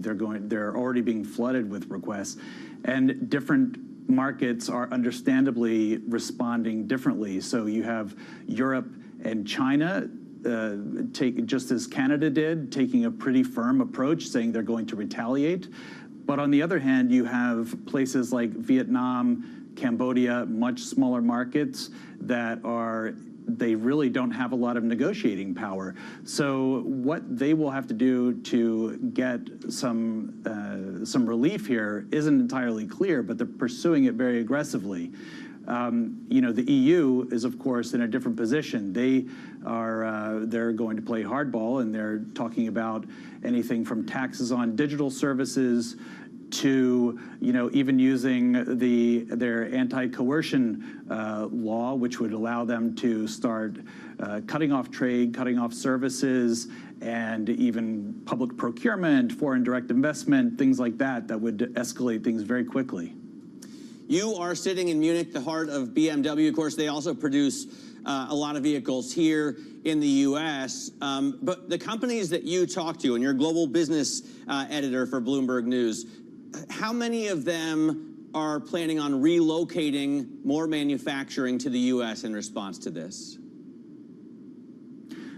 Well, the companies have been talking about this for a while in the run-up to this tariff announcement. It's been well telegraphed. So many have already announced massive investments in ports, in factories in the U.S., and a plan to move some manufacturing there to avoid this. But the reality is that this doesn't happen overnight. And you already have Macron in France urging companies not to invest in the U.S., not to put any more money into their businesses there, which doesn't seem very realistic. But still, it shows the political sentiment here. The extent to which companies are prepared to move operations there is really up in the air. And again, it gets the uncertainty of the tariffs, how long they're going to be in place, at what rate they're really going to be in place, and what kinds of deals various countries are able to strike. Again, this can change very quickly. And not only that, but the supply chains are, for a company like BMW or another automaker, the supply chains are extremely complex. So it's not as simple as just picking up operations and moving them into the U.S. All right, Josh, thanks so much for joining us. Josh Gallo, global business editor for Bloomberg News out of Munich. Get yourself over the Augustiner Keller and award yourself with a beer on this Friday. Oil prices continue to fall as President Trump's tariffs spur demand fears, and with OPEC Plus making a shock decision to increase output faster than previously announced. For more, we're joined by Bloomberg's Will Kennedy, who runs our global oil coverage, energy coverage. Will, I thought this was a particularly surprising announcement, and I guess very good news for President Trump and economies around the globe, because we're looking at prices just drop. Yep, it will be felt at the pump. People will be spending less to fill up their cars. How good news it is, I'm not sure, because part of the plunge reflects deteriorating expectations about the global economy and demand for fuel and energy globally. But clearly it was an interesting day for OPEC to choose. Oil was already trading down sort of 4 or 5% when they made this surprise announcement that they were going to increase production 3 times faster than they'd previously planned. And now we've got prices down 10% over 2 days, and the lowest in 3 years in the London market. So why are they boosting production? Do they need the cash? I mean, are these economies just as strained as others around the world? I think there are a few things going on. The immediate catalyst was the fact that Saudi Arabia, that leads the OPEC Plus group, has grown increasingly frustrated by the overproduction from some members of OPEC Plus, principally Kazakhstan and Iraq. And I think that one of the justifications that we heard talking to people yesterday was that the Saudis feel that they need to teach those people who aren't sticking to the agreement the costs of their overproduction. So it was a sort of warning to that group. But in the background, you have 2 other things that I'd point out. One, because other people aren't sticking to the production, Saudi Arabia is having to grapple with lower oil prices without increasing its market share. So by going faster, they can counteract the impact of lower oil prices by pumping more barrels. And in the background, as with most stories we talk about these days, Matt, in the background is Donald Trump, who has made clear, both in his first presidency and already in this presidency, that low oil prices are a priority, and that he would like Saudi Arabia and OPEC to play their part in ensuring that oil prices are kept in check. All right, Will, really appreciate your time on this Friday. Will Kennedy is Bloomberg's Senior Executive Editor for Energy and Commodities. Thanks very much. Coming up, jobs. The jobs report today, crucial for this market. And then we get remarks from Fed Chair Jerome Powell, front and center in your day ahead. Among the many important guests we talked to on the program today, Kevin Hassett joins us later on in the day, and Howard Marks joins us as well on Open Interest. This is Bloomberg.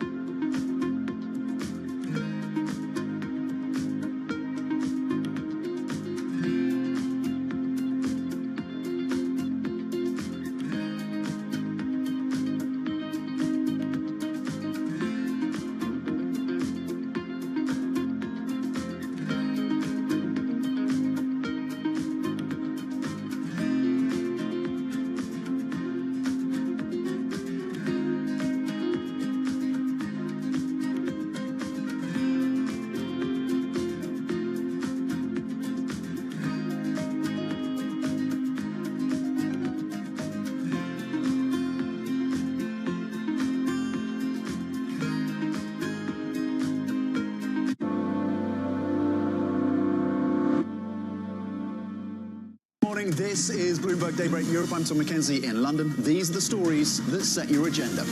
Taking you from the U.S. market's close to the overnight session in Asia, we'll walk you through what you need to know to kickstart Europe's trading day. Live from our European headquarters, we bring you the day's top market-moving stories, unmatched expert analysis, and on-the-ground reporting from across the continent. Tune in to Daybreak Europe, only on Bloomberg Television. Context changes everything. It's a multi-trillion-dollar industry. We'll show you what's happening in ETFs like no one else. ETF IQ, only on Bloomberg. U.S. tech is influencing global markets. Technology is driving business across Europe. Companies in Asia are betting on tech.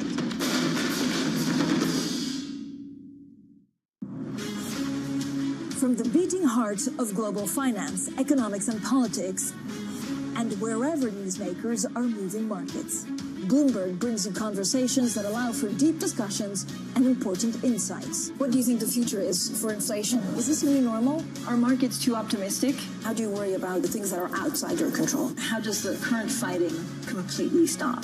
I'm Francine Lacqua, and this is The Pulse, every weekday only on Bloomberg. Bringing you up-to-the-minute geopolitical news whenever and wherever it happens. I'm Stephen Engel at the Forbidden City in Beijing, and this is Bloomberg.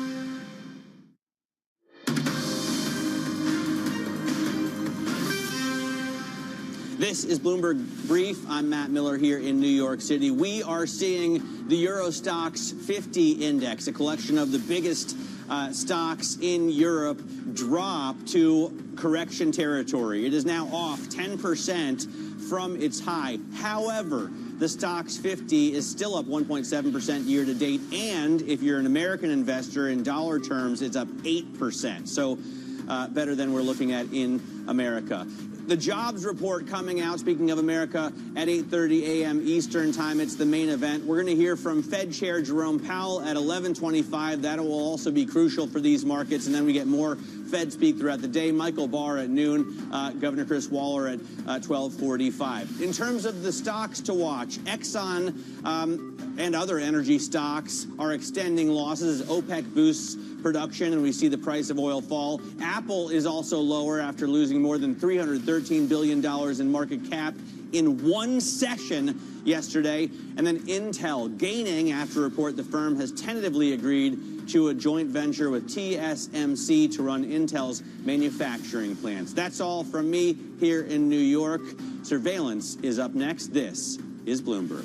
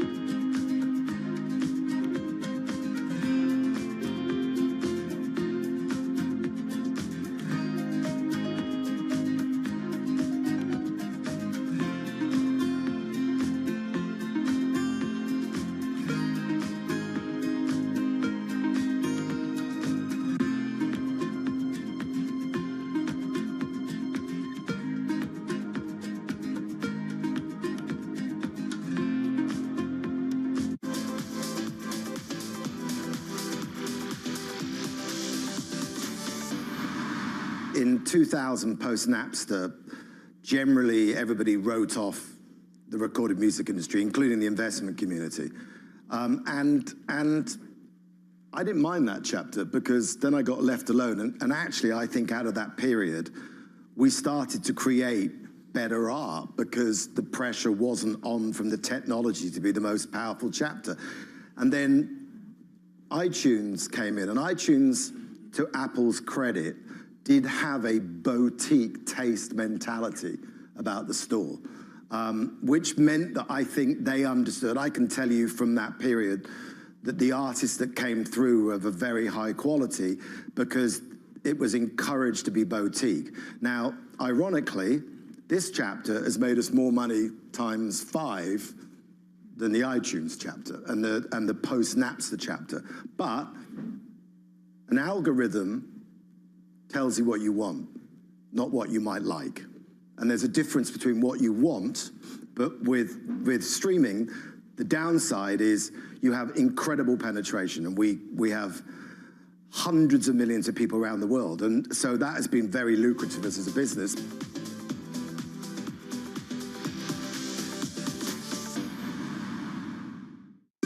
Good morning. This is Bloomberg Surveillance. Welcome back to the opening trade.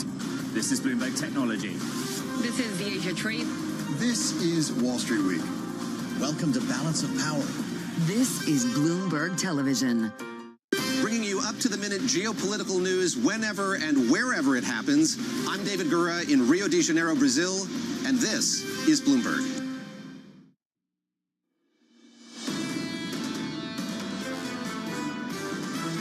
This isn't really going to start hurting until the middle of the year. Tariffs will be a net negative across the board. It's undoubtable. This really can't be a surprise. The reality of the surprise is a little bit more painful for everybody to digest. As things stand now, we're headed to recession.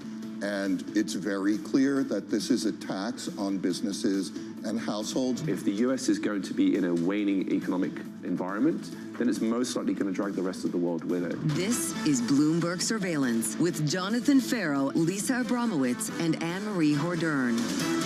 Let's get you to the weekend. Live from New York City this morning. Good morning for our audience worldwide. Bloomberg Surveillance starts right now. Coming into Friday following major market moves. Equity markets extending losses, adding to the biggest one-day drop since the pandemic. Banks plunging, big tech taking a beating, and retailers absolutely decimated. President Trump's tariffs upending stocks worldwide and driving bond yields down to new lows for 2025 as we head into the payrolls report. Can the labor market hold up in the face of unprecedented policy volatility, and is Chair Powell in a position to step in? The Fed chair speaking later this morning, confronting upside risk to inflation and downside risk to growth. And that's going to be the main event. As much as non-farm payrolls usually is the star moment of data for a week, not this week, because ultimately this is not going to tell us what is going to come. If Jay Powell takes the helm at 11:25 Eastern and repeats transitory, well, guess what? This market will feel a lot better. Right now, he's facing off with one-year inflation swaps in the United States at the highest levels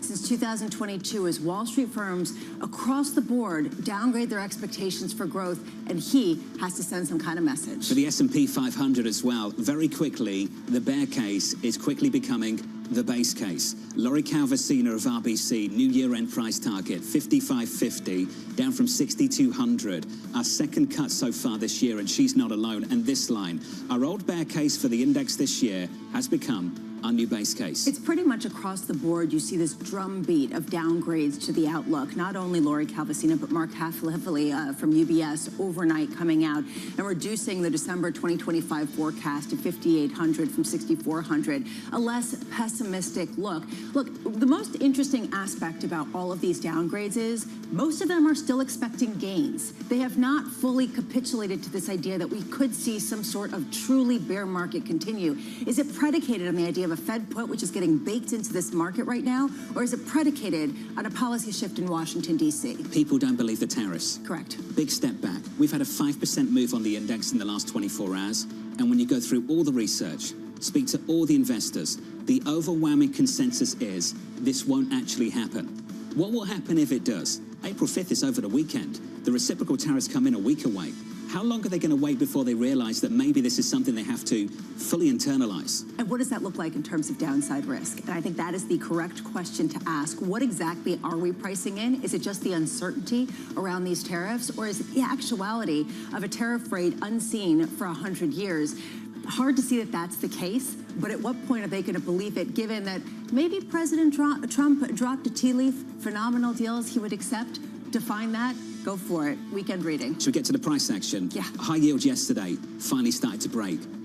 Big widening in spreads. 1, 2. The good news, and there was some good news, the bond market actually rallied. The bond market rallied because I'd be very afraid if I wake up one morning and we're all scared about policy in America, the dollar's weaker and treasuries are selling off, they're not being bought. That is the little silver lining that I can find at the price action of the last 24 hours. It's not as if the rest of the world is pulling back en masse. If you take a look at the inflows for the past week, guess who did best? U.S. government bonds, which still suggests that they do have a haven property, or at least there is this feeling that even if the rest of the world is really ticked off at the United States, they're not going to boycott just yet U.S. treasuries. At what point is this the reason why the Trump put doesn't come into play for a while? He talked about how he wanted yields lower. He got them across the curve. And Jay Powell either has to confirm that or he has to potentially push against it. Yields down at the front end of the curve for a 7th consecutive session. We are lower by 7 basis points. Your 2-year, 360. Your 10-year this morning, 394. Coming up this hour, John Stolfus of Oppenheimer on the latest sell-off. Rob Casey of Signum Global Advisors as Trump says he's open to negotiations. And Dan Ives of Wedbush on what tariffs mean for big tech. We begin this hour with stocks falling following their worst day since 2020, leading to more revisions across Wall Street and another downgrade from RBC's Lori Calvasina. Joining us now, John Stolfus of Oppenheimer, the biggest bull on Wall Street with a price target of 7,100. John, you know what the first question's going to be. Oh, north of 7K. Is that going to change? Well, without a doubt, where we're sitting here, it is under review, has been under review for a while. But the reality has been, until we got these rather surprising, unpleasant levels of tariffs that we got yesterday, and the market's reaction, we're naturally going to have to take a look at, sharpen our pencils, so to speak. I don't think we're going to be as drastic as some people have been at this point, but where we are, be something like a 29-30% upside, I think, to get to that 7,100 target off of the top of my head. So, John, are you assuming the president blinks here? Is that the ultimate assumption? I think ultimately, I think he does, and I think already you've got in the Senate, there's a bipartisan move to see how they can somehow check the president's capability on tariffs without congressional approval. I think that that looks like a possibility, you know. And the other thing is, the overreaction on a thing like this is not atypical. You know, immediately everybody figures that this is the way it's going to be. Yesterday looked like, you know, he's going to hold on to these tariffs and it's just going to be the end of the world. I think the key driver, I think, for him, I think in many ways, is when he looks at trade. That's his focus here, you know, and the level of the playing field, which is not exactly fair at this point.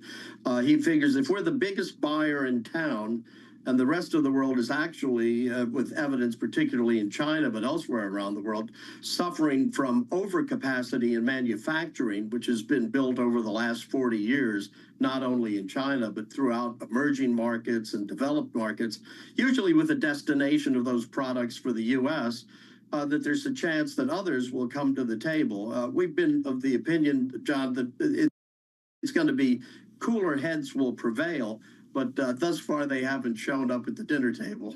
John, what would it take for you to believe that these tariffs are real? What would it take for me to believe? Well, I think if we saw these tariffs stick for any kind of a period that would last to several months, 2-3 months, I think that would be, you know, then you could figure this is it. In terms of are they real, I think that they most certainly are in terms of the way they're defined. Though there's always the exceptions to the rules. It looks like Latin America is almost being given a free hall pass that looks curiously. There are some things that are interesting when you look at this to think. This is probably the first administration that has really dealt with this in years in terms of addressing trade, U.S. versus its partners, and what's fair in terms of tariffs and all that. But it's the way, it's like the old song that goes, it's the way you do the things you do. The way you do the things you do has to do with creating volatility that may not have been necessary. Well, hold on a second. I want to pick up on that, John. The way you do the things you do goes to execution risk and this idea that maybe the implied uncertainty for a prolonged period of time has a tax itself on equity valuations. How do you count that in a 7,100 target? Yeah, well, that's why the target's under review. I mean, it's at this point, there's just, when we put that target in, you've got to remember it was practically a different world. The markets were rejoicing on the outcome of the election. It was December 7th or 9th, as I recall, when we put it in. The 7,100 target implied a 17% upside. I think right now it would be a little bit over 30% from where we are, where we closed yesterday.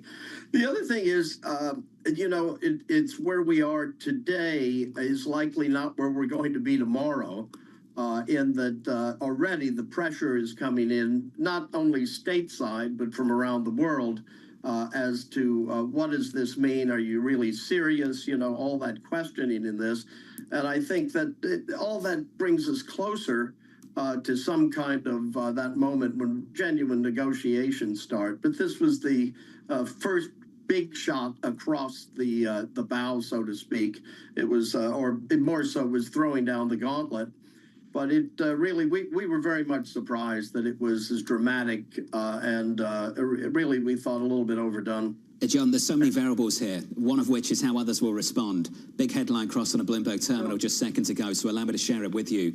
China announces an extra 34% tariffs on U.S. goods. That's the breaking news in the last couple of moments. Lisa, I think the date for this announcement, the date for it to take effect is important here, because next week on April 9th, the reciprocal tariffs kick in, and China's going with April 10th. So how much is this trying to get leverage ahead of this? It's notable, an extra 34% tariff on U.S. goods. I want to see who calculated their number. I mean, how are we coming up with these numbers? Who is going to get hurt most by this? And initially it was the United States was going to be the epicenter. You take a look at the stock 600, tanking, taking another leg lower on this. So it raises the question of how much the rest of the world is going to get really caught up on the tit for tat that may or may not get resolved on April 9th. Euro boom. What Euro boom? Euro stocks 50 entering correction. John, I want to come to you on this. It's almost impossible to understand all the different variables here, how others will respond, whether you can negotiate this, if they go on, how long they stay on, what companies will do, whether the consumer price tolerance is there. In the meantime, to Lisa's point, we're doing damage. Consumer sentiment has cratered. The soft data's ugly. The ISM Services Index yesterday didn't really get a look in because people were talking about tariffs. The employment component entered contractionary territory. And John, I think that is really, really important going into this morning's payrolls report. Do you believe the hard data can hold up in the face of cratering sentiment? Well, I think the cratering sentiment and the response really to the levels that where the market is now, if you consider that the market is 12% off of its peak right now on a year-to-date basis, it's a little over 8%, if I'm correct. I can't access my Bloomberg for some reason this morning. I had it earlier, but it just disappeared, so I can't check that number right away. Just off of the top of my head. But what I'd have to say is I think a lot of this has been overdone. The Bears have had a horrible 2-year period that just finished. They've got a great catalyst. It's called uncertainty. When we look at this from a historical perspective, gosh, we've been through the great financial crisis, COVID. Doesn't all this negative projection sound at all? It sound similar. It's in parallel because it's certainly on a very different thing. But, usually it's times like these is where some of the best money is made, and it's not necessarily from short selling either. It's from catching babies that get tossed out with the bathwater. If you consider what the intermediate to longer trends are within technology, which is the worst hit area, and what it can do for all 11 of all the other all 11 sectors, including itself and communication services, in terms of creating greater efficiencies to navigate tough waters.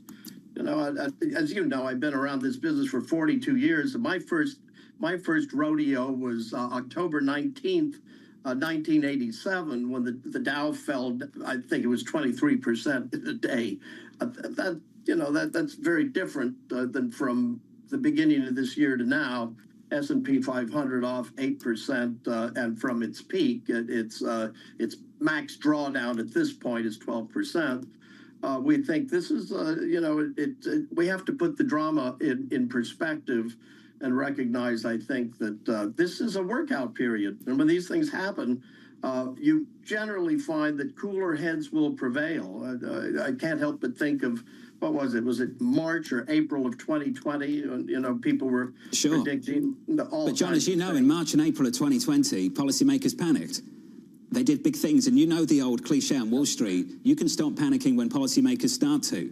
I don't see any sign of that, do you? But the wonderful thing was that, as I recall, that was a recession that looked so short that the arbiter of when recessions start and begin didn't even call it a recession.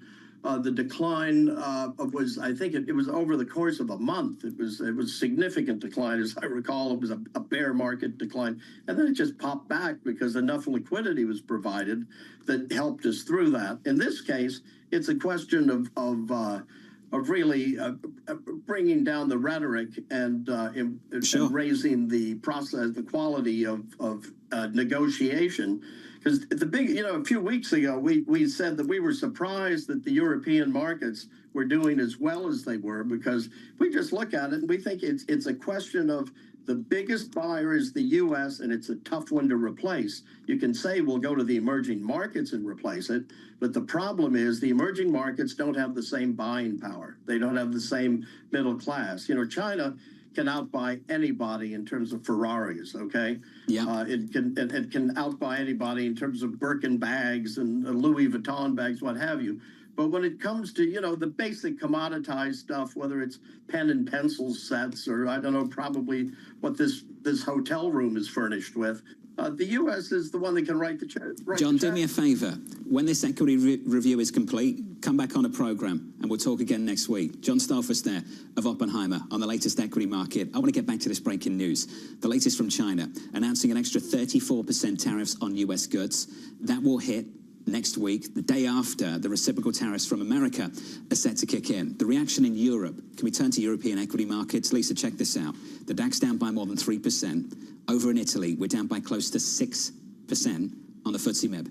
They're going to get caught up in this potentially as much, if not more, than the United States. And that is the shift between yesterday and today. Yesterday, the pain was concentrated in U.S. assets. Today, the focus is it true that when the U.S. sneezes, the rest of the world catches a cold? I do want to just give you this. The Chinese ministry, this is what they said. This is a typical act of unilateral bullying, urging Washington to, quote, immediately remove the tariffs and resolve any disputes through, quote, fair and equal dialogue with its trade partners.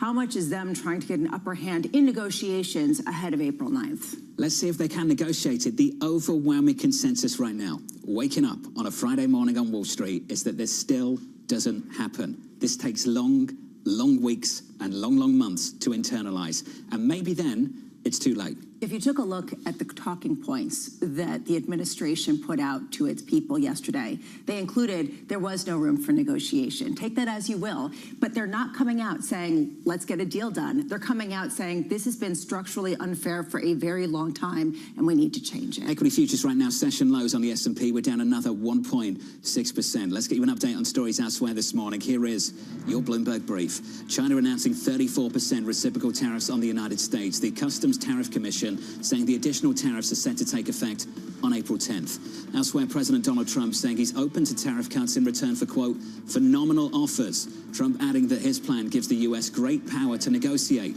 and there are more tariffs on the way, including on pharma and on chips. And finally, Republicans debating raising the top tax rate to 40% for those earning $1 million or more. According to people familiar with the matter, officials are beginning to draft a package with the hopes of passing it within the coming months. That right there is your Bloomberg Brief. Up next on the program, the president open to offers. Every country's called us. That's the beauty of what we do. Are you open to deals with these countries if they're calling you? Well, it depends. If somebody said that we're going to give you something that's so phenomenal. Up next on the program, Rob Casey of Signum Global Advisors, live from New York City this morning. Good morning.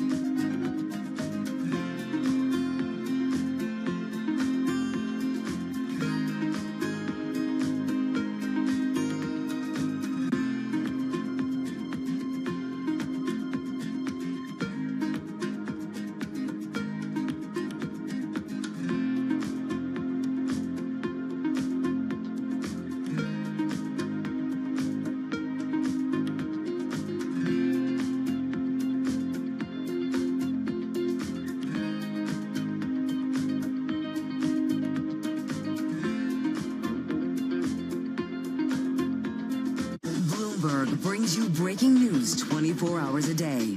Powered by more than 3,000 journalists and analysts in more than 100 bureaus across the globe. Bloomberg Television. Context changes everything. Jumpstart your trading day on Bloomberg Open Interest. 2 hours of single stock stories that are driving the opening bell action. We'll take you to Wall Street, Main Street, the C-suite, and beyond. These are companies that are growing their market. The great companies in the U.S. are the companies hitting the cutting edge. That's a different story. Get the inside track on what's buzzing in markets. With the players who are shaping the narrative. If you have bad earnings reports, you're going to get punished. They're not buying what the industry is selling. Join us on Bloomberg Open Interest. Every trading day, only on Bloomberg. Key investors, top executives, global innovators. Join me for in-depth conversations with the biggest newsmakers on the day's top stories. Insight with Haslinda Onim, only on Bloomberg.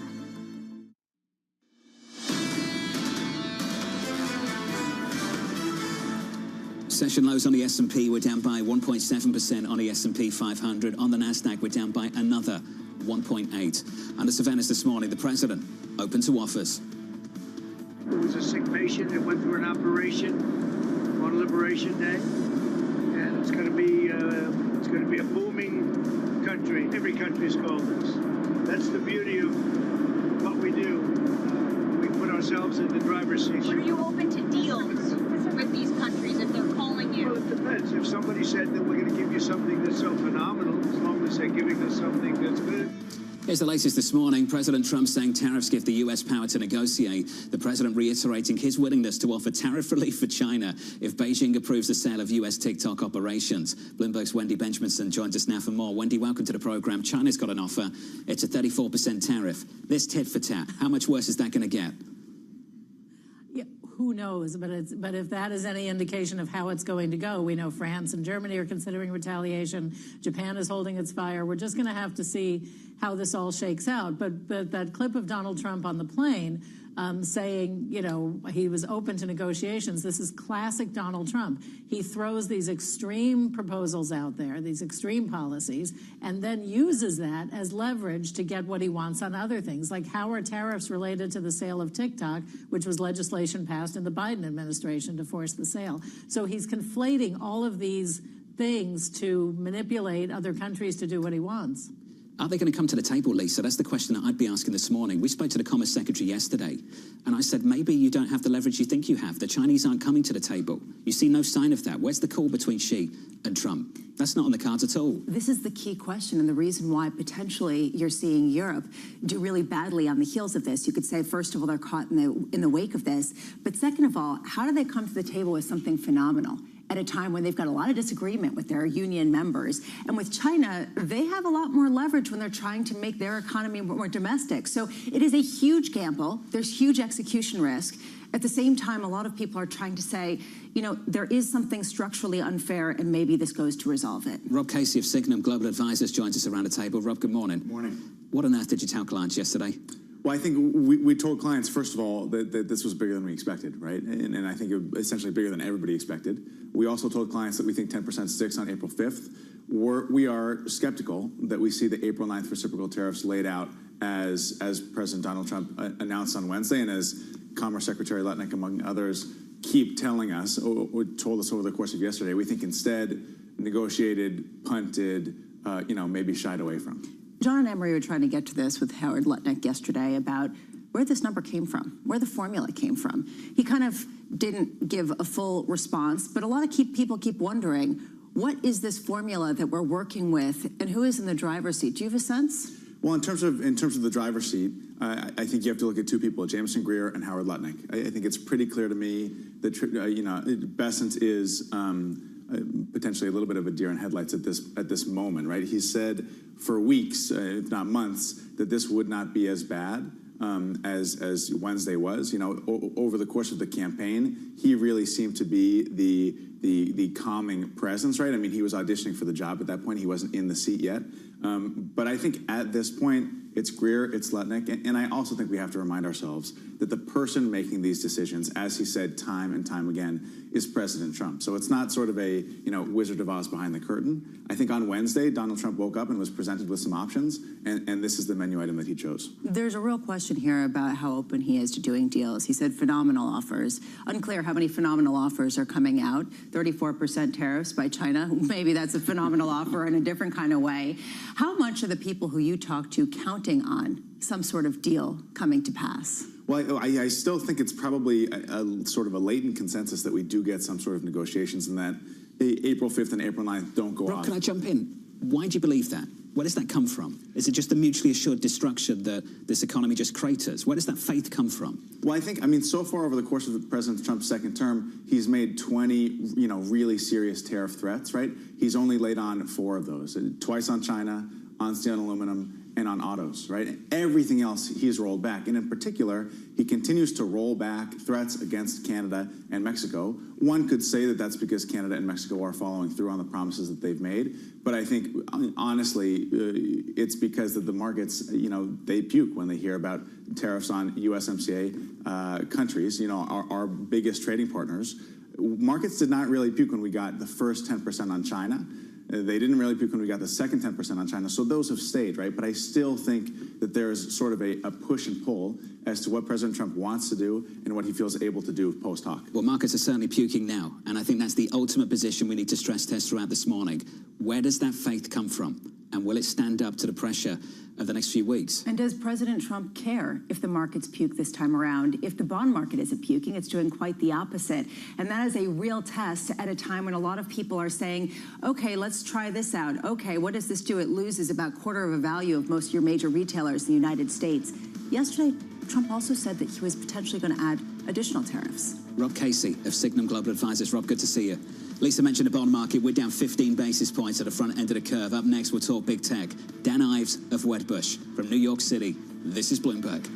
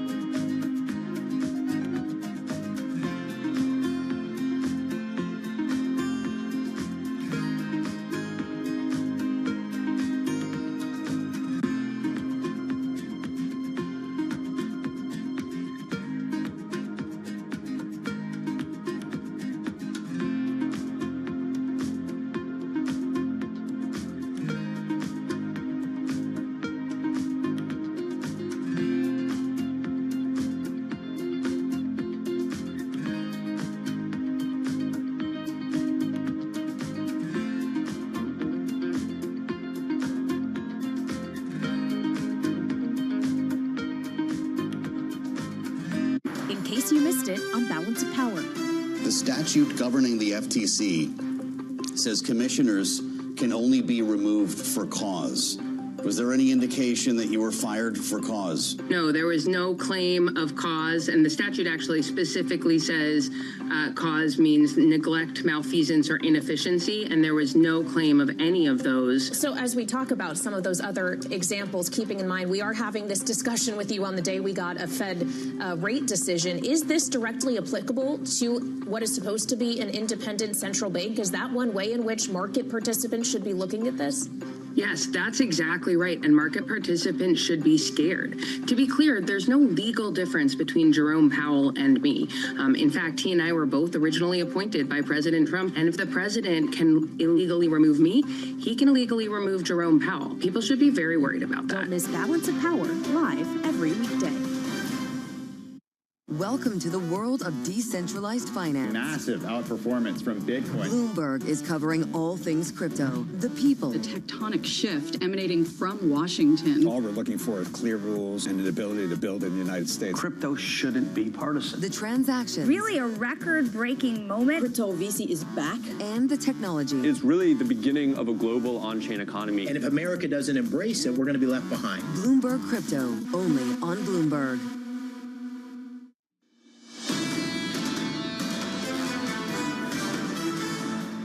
We're not going quietly into the weekend. Equity futures right now down by 2.6% on the S&P. Session lows, we're down 3% on the Nasdaq 100, following the biggest one-day drop since June 2020, and no bounce. Let's get you some movers. Apple, down 9% yesterday. Apple this morning, down 4.6%. This came from Rosenblatt. It's hard for us to imagine Trump blowing up an American icon. That suggests something is likely to give. That is the belief on Wall Street right now, that something will give. Nike down double digits yesterday, down 2.8 this morning. The April 2nd tariffs seem purpose-built to hobble the apparel industry. William Blair, again, people believe this is so bad it just won't happen. JP Morgan, the worst day since the pandemic.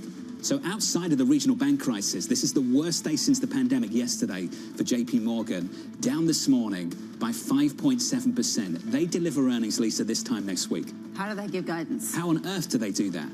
I don't see how they can. And what I find interesting is, especially with what you just highlighted, it's across the board. This isn't one sector. You saw this with Lululemon, Nike, Abercrombie and Fitch, Gap, yes. But you also saw it with the likes of Norwegian Cruise, that they were down more than 10%. With respect to Carvana, with respect to KKR, with respect to Ares and Evercore, JP Morgan, this is all coming at a time where every industry is going to get hit, at a time when people don't believe that this actually could go through. So it raises the question, how much is just the uncertainty premium and how much is an actual belief that these tariffs are real? We've talked a lot about upside risk to inflation and downside risk to growth. The tail was in the commodity market yesterday. The focus was on downside risk to growth. Crude cratered.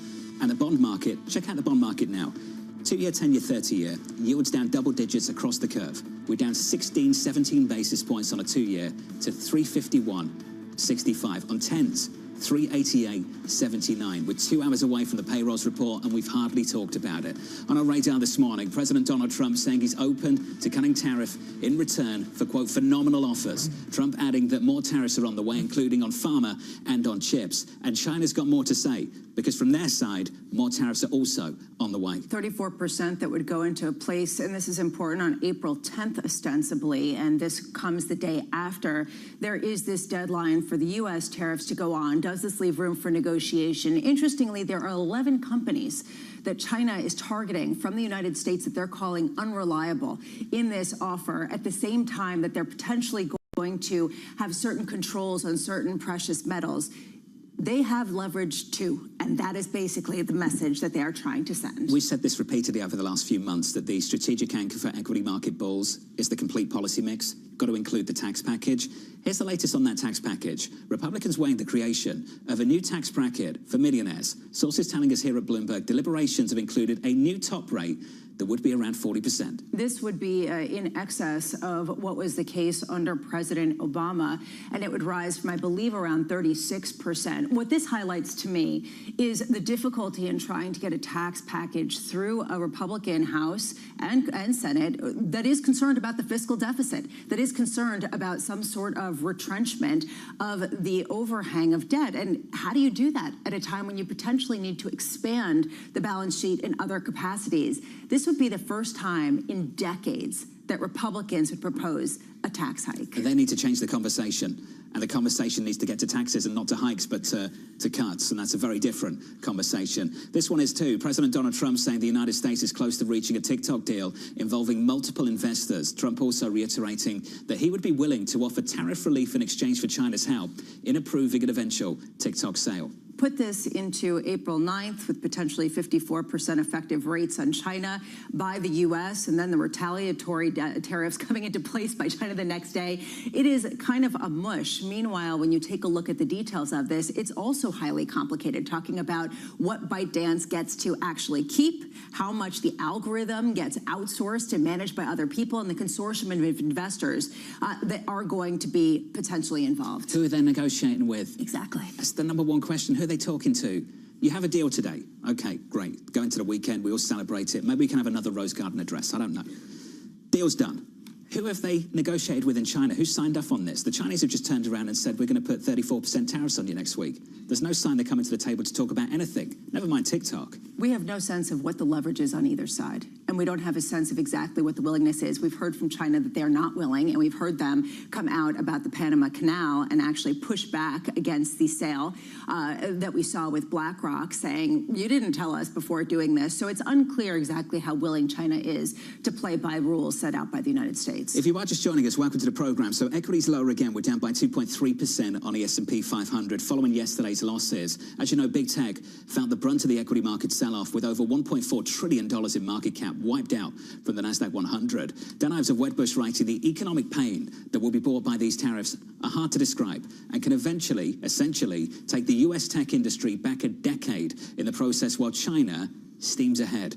Dan joins us now for more. Dan, good morning. Great to be here. You're an analyst. What do you do? I mean, look, 25 years covering tech and markets. It's probably the most absurd 36 hours that I've ever seen, because my view is that this is an economic Armageddon if these tariffs come through. And I think from a tech perspective, in terms of probably like one of the biggest assets we have in this country, it would take us back potentially a decade, and it would steamroll China ahead. And that's why our whole point right here, even if you got a deal in a month or two, you're already looking at 5 to 10% earnings cuts across the board in tech just to start. And I think that's really the worry right now as a tech investor. Apple, American icon. And for that reason, nobody believes this is going to happen. They're looking for exemptions. They report in a month at the very start of May. How do they offer any guidance at all? Oh, I mean, we've said we don't believe Apple, or actually basically any other tech company, gives guidance, because you're essentially blindfolded playing darts, giving guidance. And it comes down to, like, if you wanted to implode Apple and you wanted to actually try to figure out the formula to actually make this company, what I really view, it could take them back years. It's this tariff, because it comes down to a 54% from China. It would take 3 years and $20 billion to take even 10% of the supply chain to the U.S. If you want $3,500 iPhones, we should build them in New Jersey. We should build them in Texas. If you like $1,000 iPhones, you build them in China. And I think that fundamentally is really the issue here in terms of the near-term pain would be 5, 7, 8. It would change Apple as a company. Which is the reason why a lot of people don't believe that this is actually going to come through. Even if there is some kind of negotiation, how much damage do you think is being done just simply through the uncertainty? You're burning the house down, but then you still have a toaster oven and the bagels ready.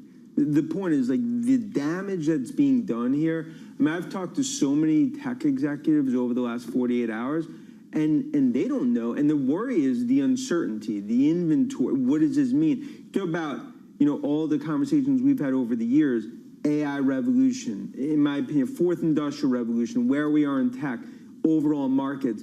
And this essentially, it's imploding it, self-inflicted, And I think that's really the befuddling thing for investors in terms of where we sit here and what the next steps are. Yesterday, the Magnificent Seven lost more than $1 trillion in market valuation. That's the first time that's ever happened in one day for these stocks, down 24% from the December peak. Do you think that there is potentially, as a perennial bull in the U.S. tech sector, do you think there's actually more downside ahead simply because this uncertainty isn't going to go away? I mean, look, this uncertainty in itself, it's already taken numbers down. And then it becomes a self-fulfilling prophecy. Now, in terms of the long term, Mag 7, our view of tech, of course, that continues to be very bullish over the long term. But right now, I mean, we are sitting on the precipice of an economic Armageddon. It doesn't matter what you say in the Beltway, in front of microphones, sit and the reality is talk to executives, see what's actually happening. And I think that right now is what tech stocks are reflecting. Investors, they're not Republican or Democrat. They're speaking in terms of what stocks are telling you. And we are in the midst of like just a massive, what I believe is an economic Armageddon if this continues. So Dan, Apple, you've got an outperform. Tesla, you've got an outperform. Microsoft, you've got an outperform. You also cover GM, you've got an outperform. When are you going to revise these calls? Look, it comes down to like if the tariffs stick and they continue for the weeks, months ahead, then we have to change our whole outlook. Can you help me understand that just a little bit more? Yeah. So these are the dates. Sure. So April 5th, tomorrow, baseline tariffs 10% kick in. April 9th, next week, the additional tariffs kick in. How long do you wait? So let's walk through, and this is what I've been telling investors around the globe the last 48 hours. Okay, 2Q is going to be a disaster, and it's already factored. So that's a write-off. So that's 2Q is already like blindfolded darts what it's going to be. 3Q. So you basically have to look and be like, okay, the next 3 to 6 months, I wouldn't call them a wash, but basically the street's going to look through, okay, what do numbers look like, run rate, if these tariffs get to some sort of baseline, Q4 2026. So you basically go back to the playbook that we've used in COVID in those early days, March, June, in terms of COVID playbooks, looking out, normalize, assuming that this in some way gets negotiated. But it comes down to, if these tariffs stay, all bets off, because it changes the whole paradigm. Do you expect, though, to see that kind of upside, the outperformance, anytime in the near future? Or are you basically saying that at this point, you're not getting that kind of capitulation? So if you have faith of the next 10 years, fabulous, you might get a good entry point, but otherwise, not really worth getting in. Look, in the near term, a lot of it, unfortunately, it's based on what we see with negotiations. If they happen, what happens with China? TikTok, is that one of the first chips on the table? The reality is that the growth story, in terms of where we see tech over the next, call it 9, 12, 18, 24, that doesn't change here. But the reality is that if this continues, the longer it stays, once the snowball starts going downhill, you can't stop it. Elon Musk, I want to just talk to you a little bit about Tesla and what we've seen over the past few weeks. We have heard from President Trump yesterday that he expects and he would like Elon Musk to stay on with the Doge effort for a prolonged period of time, but that he will be going back to his company maybe in a period of months.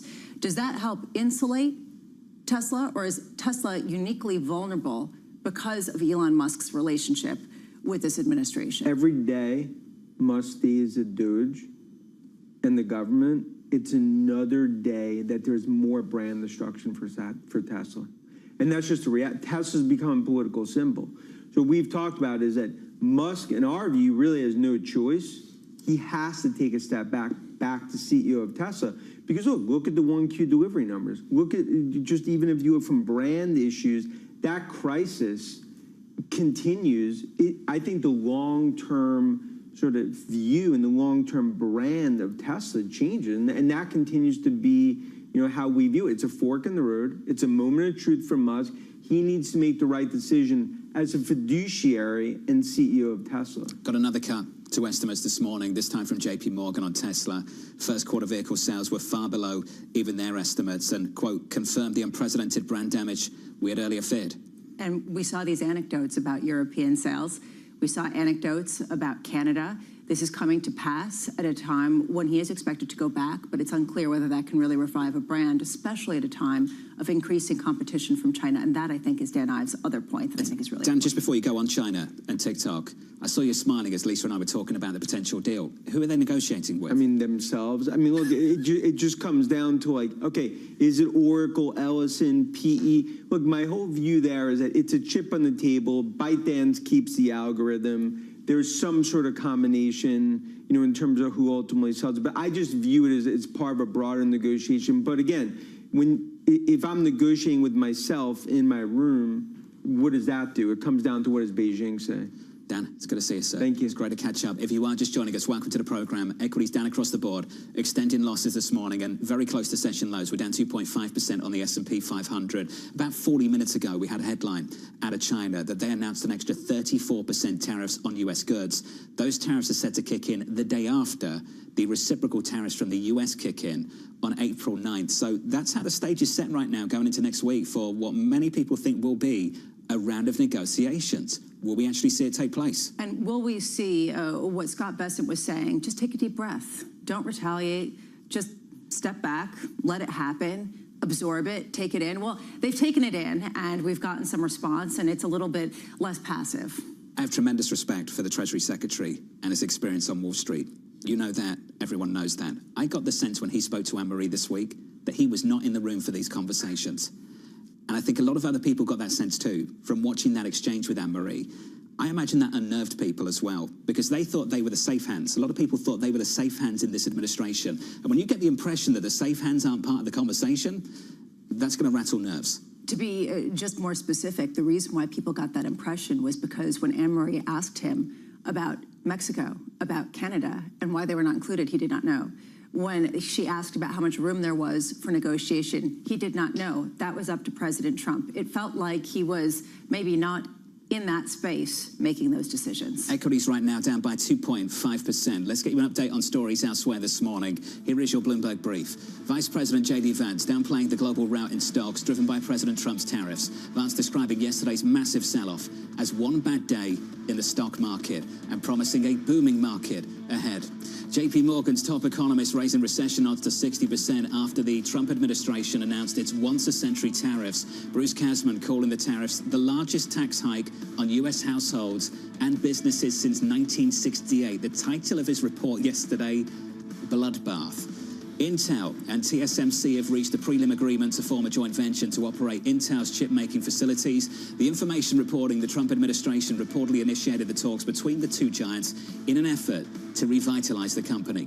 From New York City, that right there is your Bloomberg brief. And up next, the weight of uncertainty. Uncertainty, as far as I'm concerned, is the killer of everything. This uncertainty, to me, just is going to weigh on that consumer sentiment. We've already seen it so far this year. Later on this morning, 8:30 Eastern Time, payroll's just around the corner, reaction and a preview from Sarah House of Wells Fargo from New York. This is Bloomberg.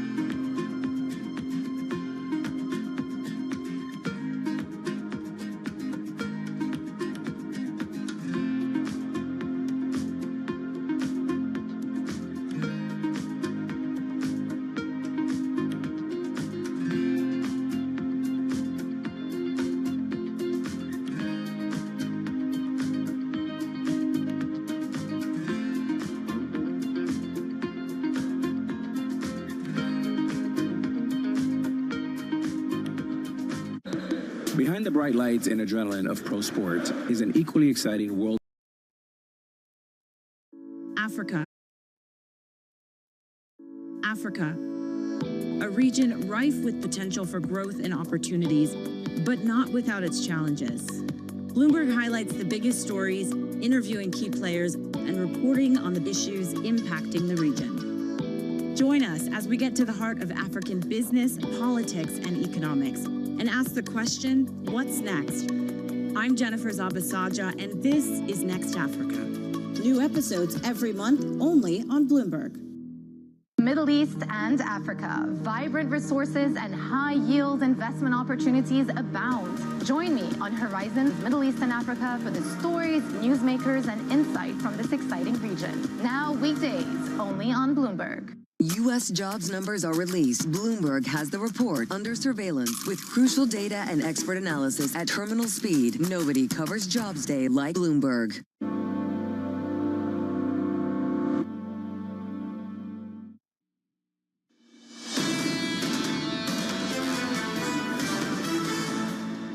Yesterday, the biggest one-day drop since the pandemic. This morning, no bounce. We're lower again. Session lows rolling over, negative by 2.6%. On the Nasdaq, we're down by 2.75. On a Russell, we're negative another 4 percentage points. Under surveillance this morning, the weight of uncertainty.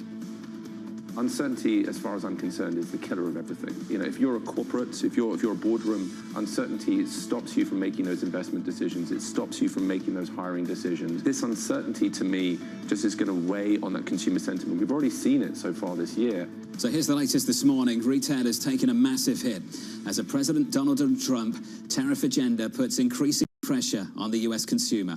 Sarah House of Wells Fargo writing, March will mark the second month in which additional tariffs on all Chinese goods were in effect, making it an early tell on how quickly higher import duties could feed through to consumer prices. Sarah joins us now for more. Sarah, welcome. Until this conversation, we haven't talked about the payrolls report at all. Haven't spent a minute on it. Sarah, how relevant is that report at 8:30 Eastern Time?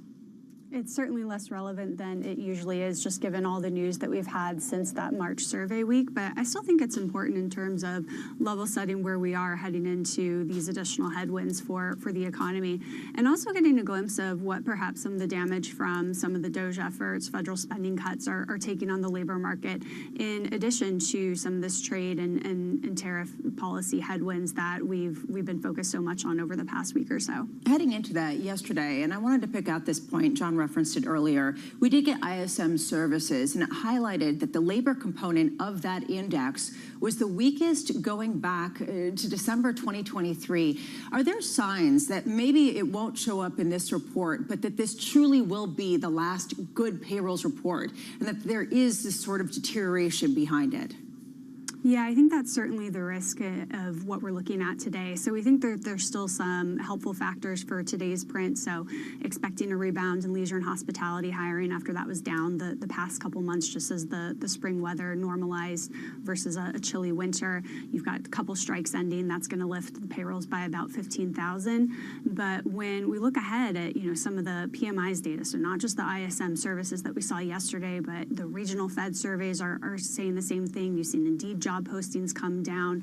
So there's really a lot of indications that businesses' appetite to hire has really withered over the past month or so. And as we move forward, just as soon as April, you could be seeing, comfortably below 100,000 jobs prints, maybe even flirting with some negative prints. So I think you're right. This is going to potentially be the last decent jobs report that we could see for a while. There's been this theory that a lot of employers haven't been laying people off. They've been reluctant to do so and are pulling all other levers to avoid so, just simply because of their experience during the pandemic.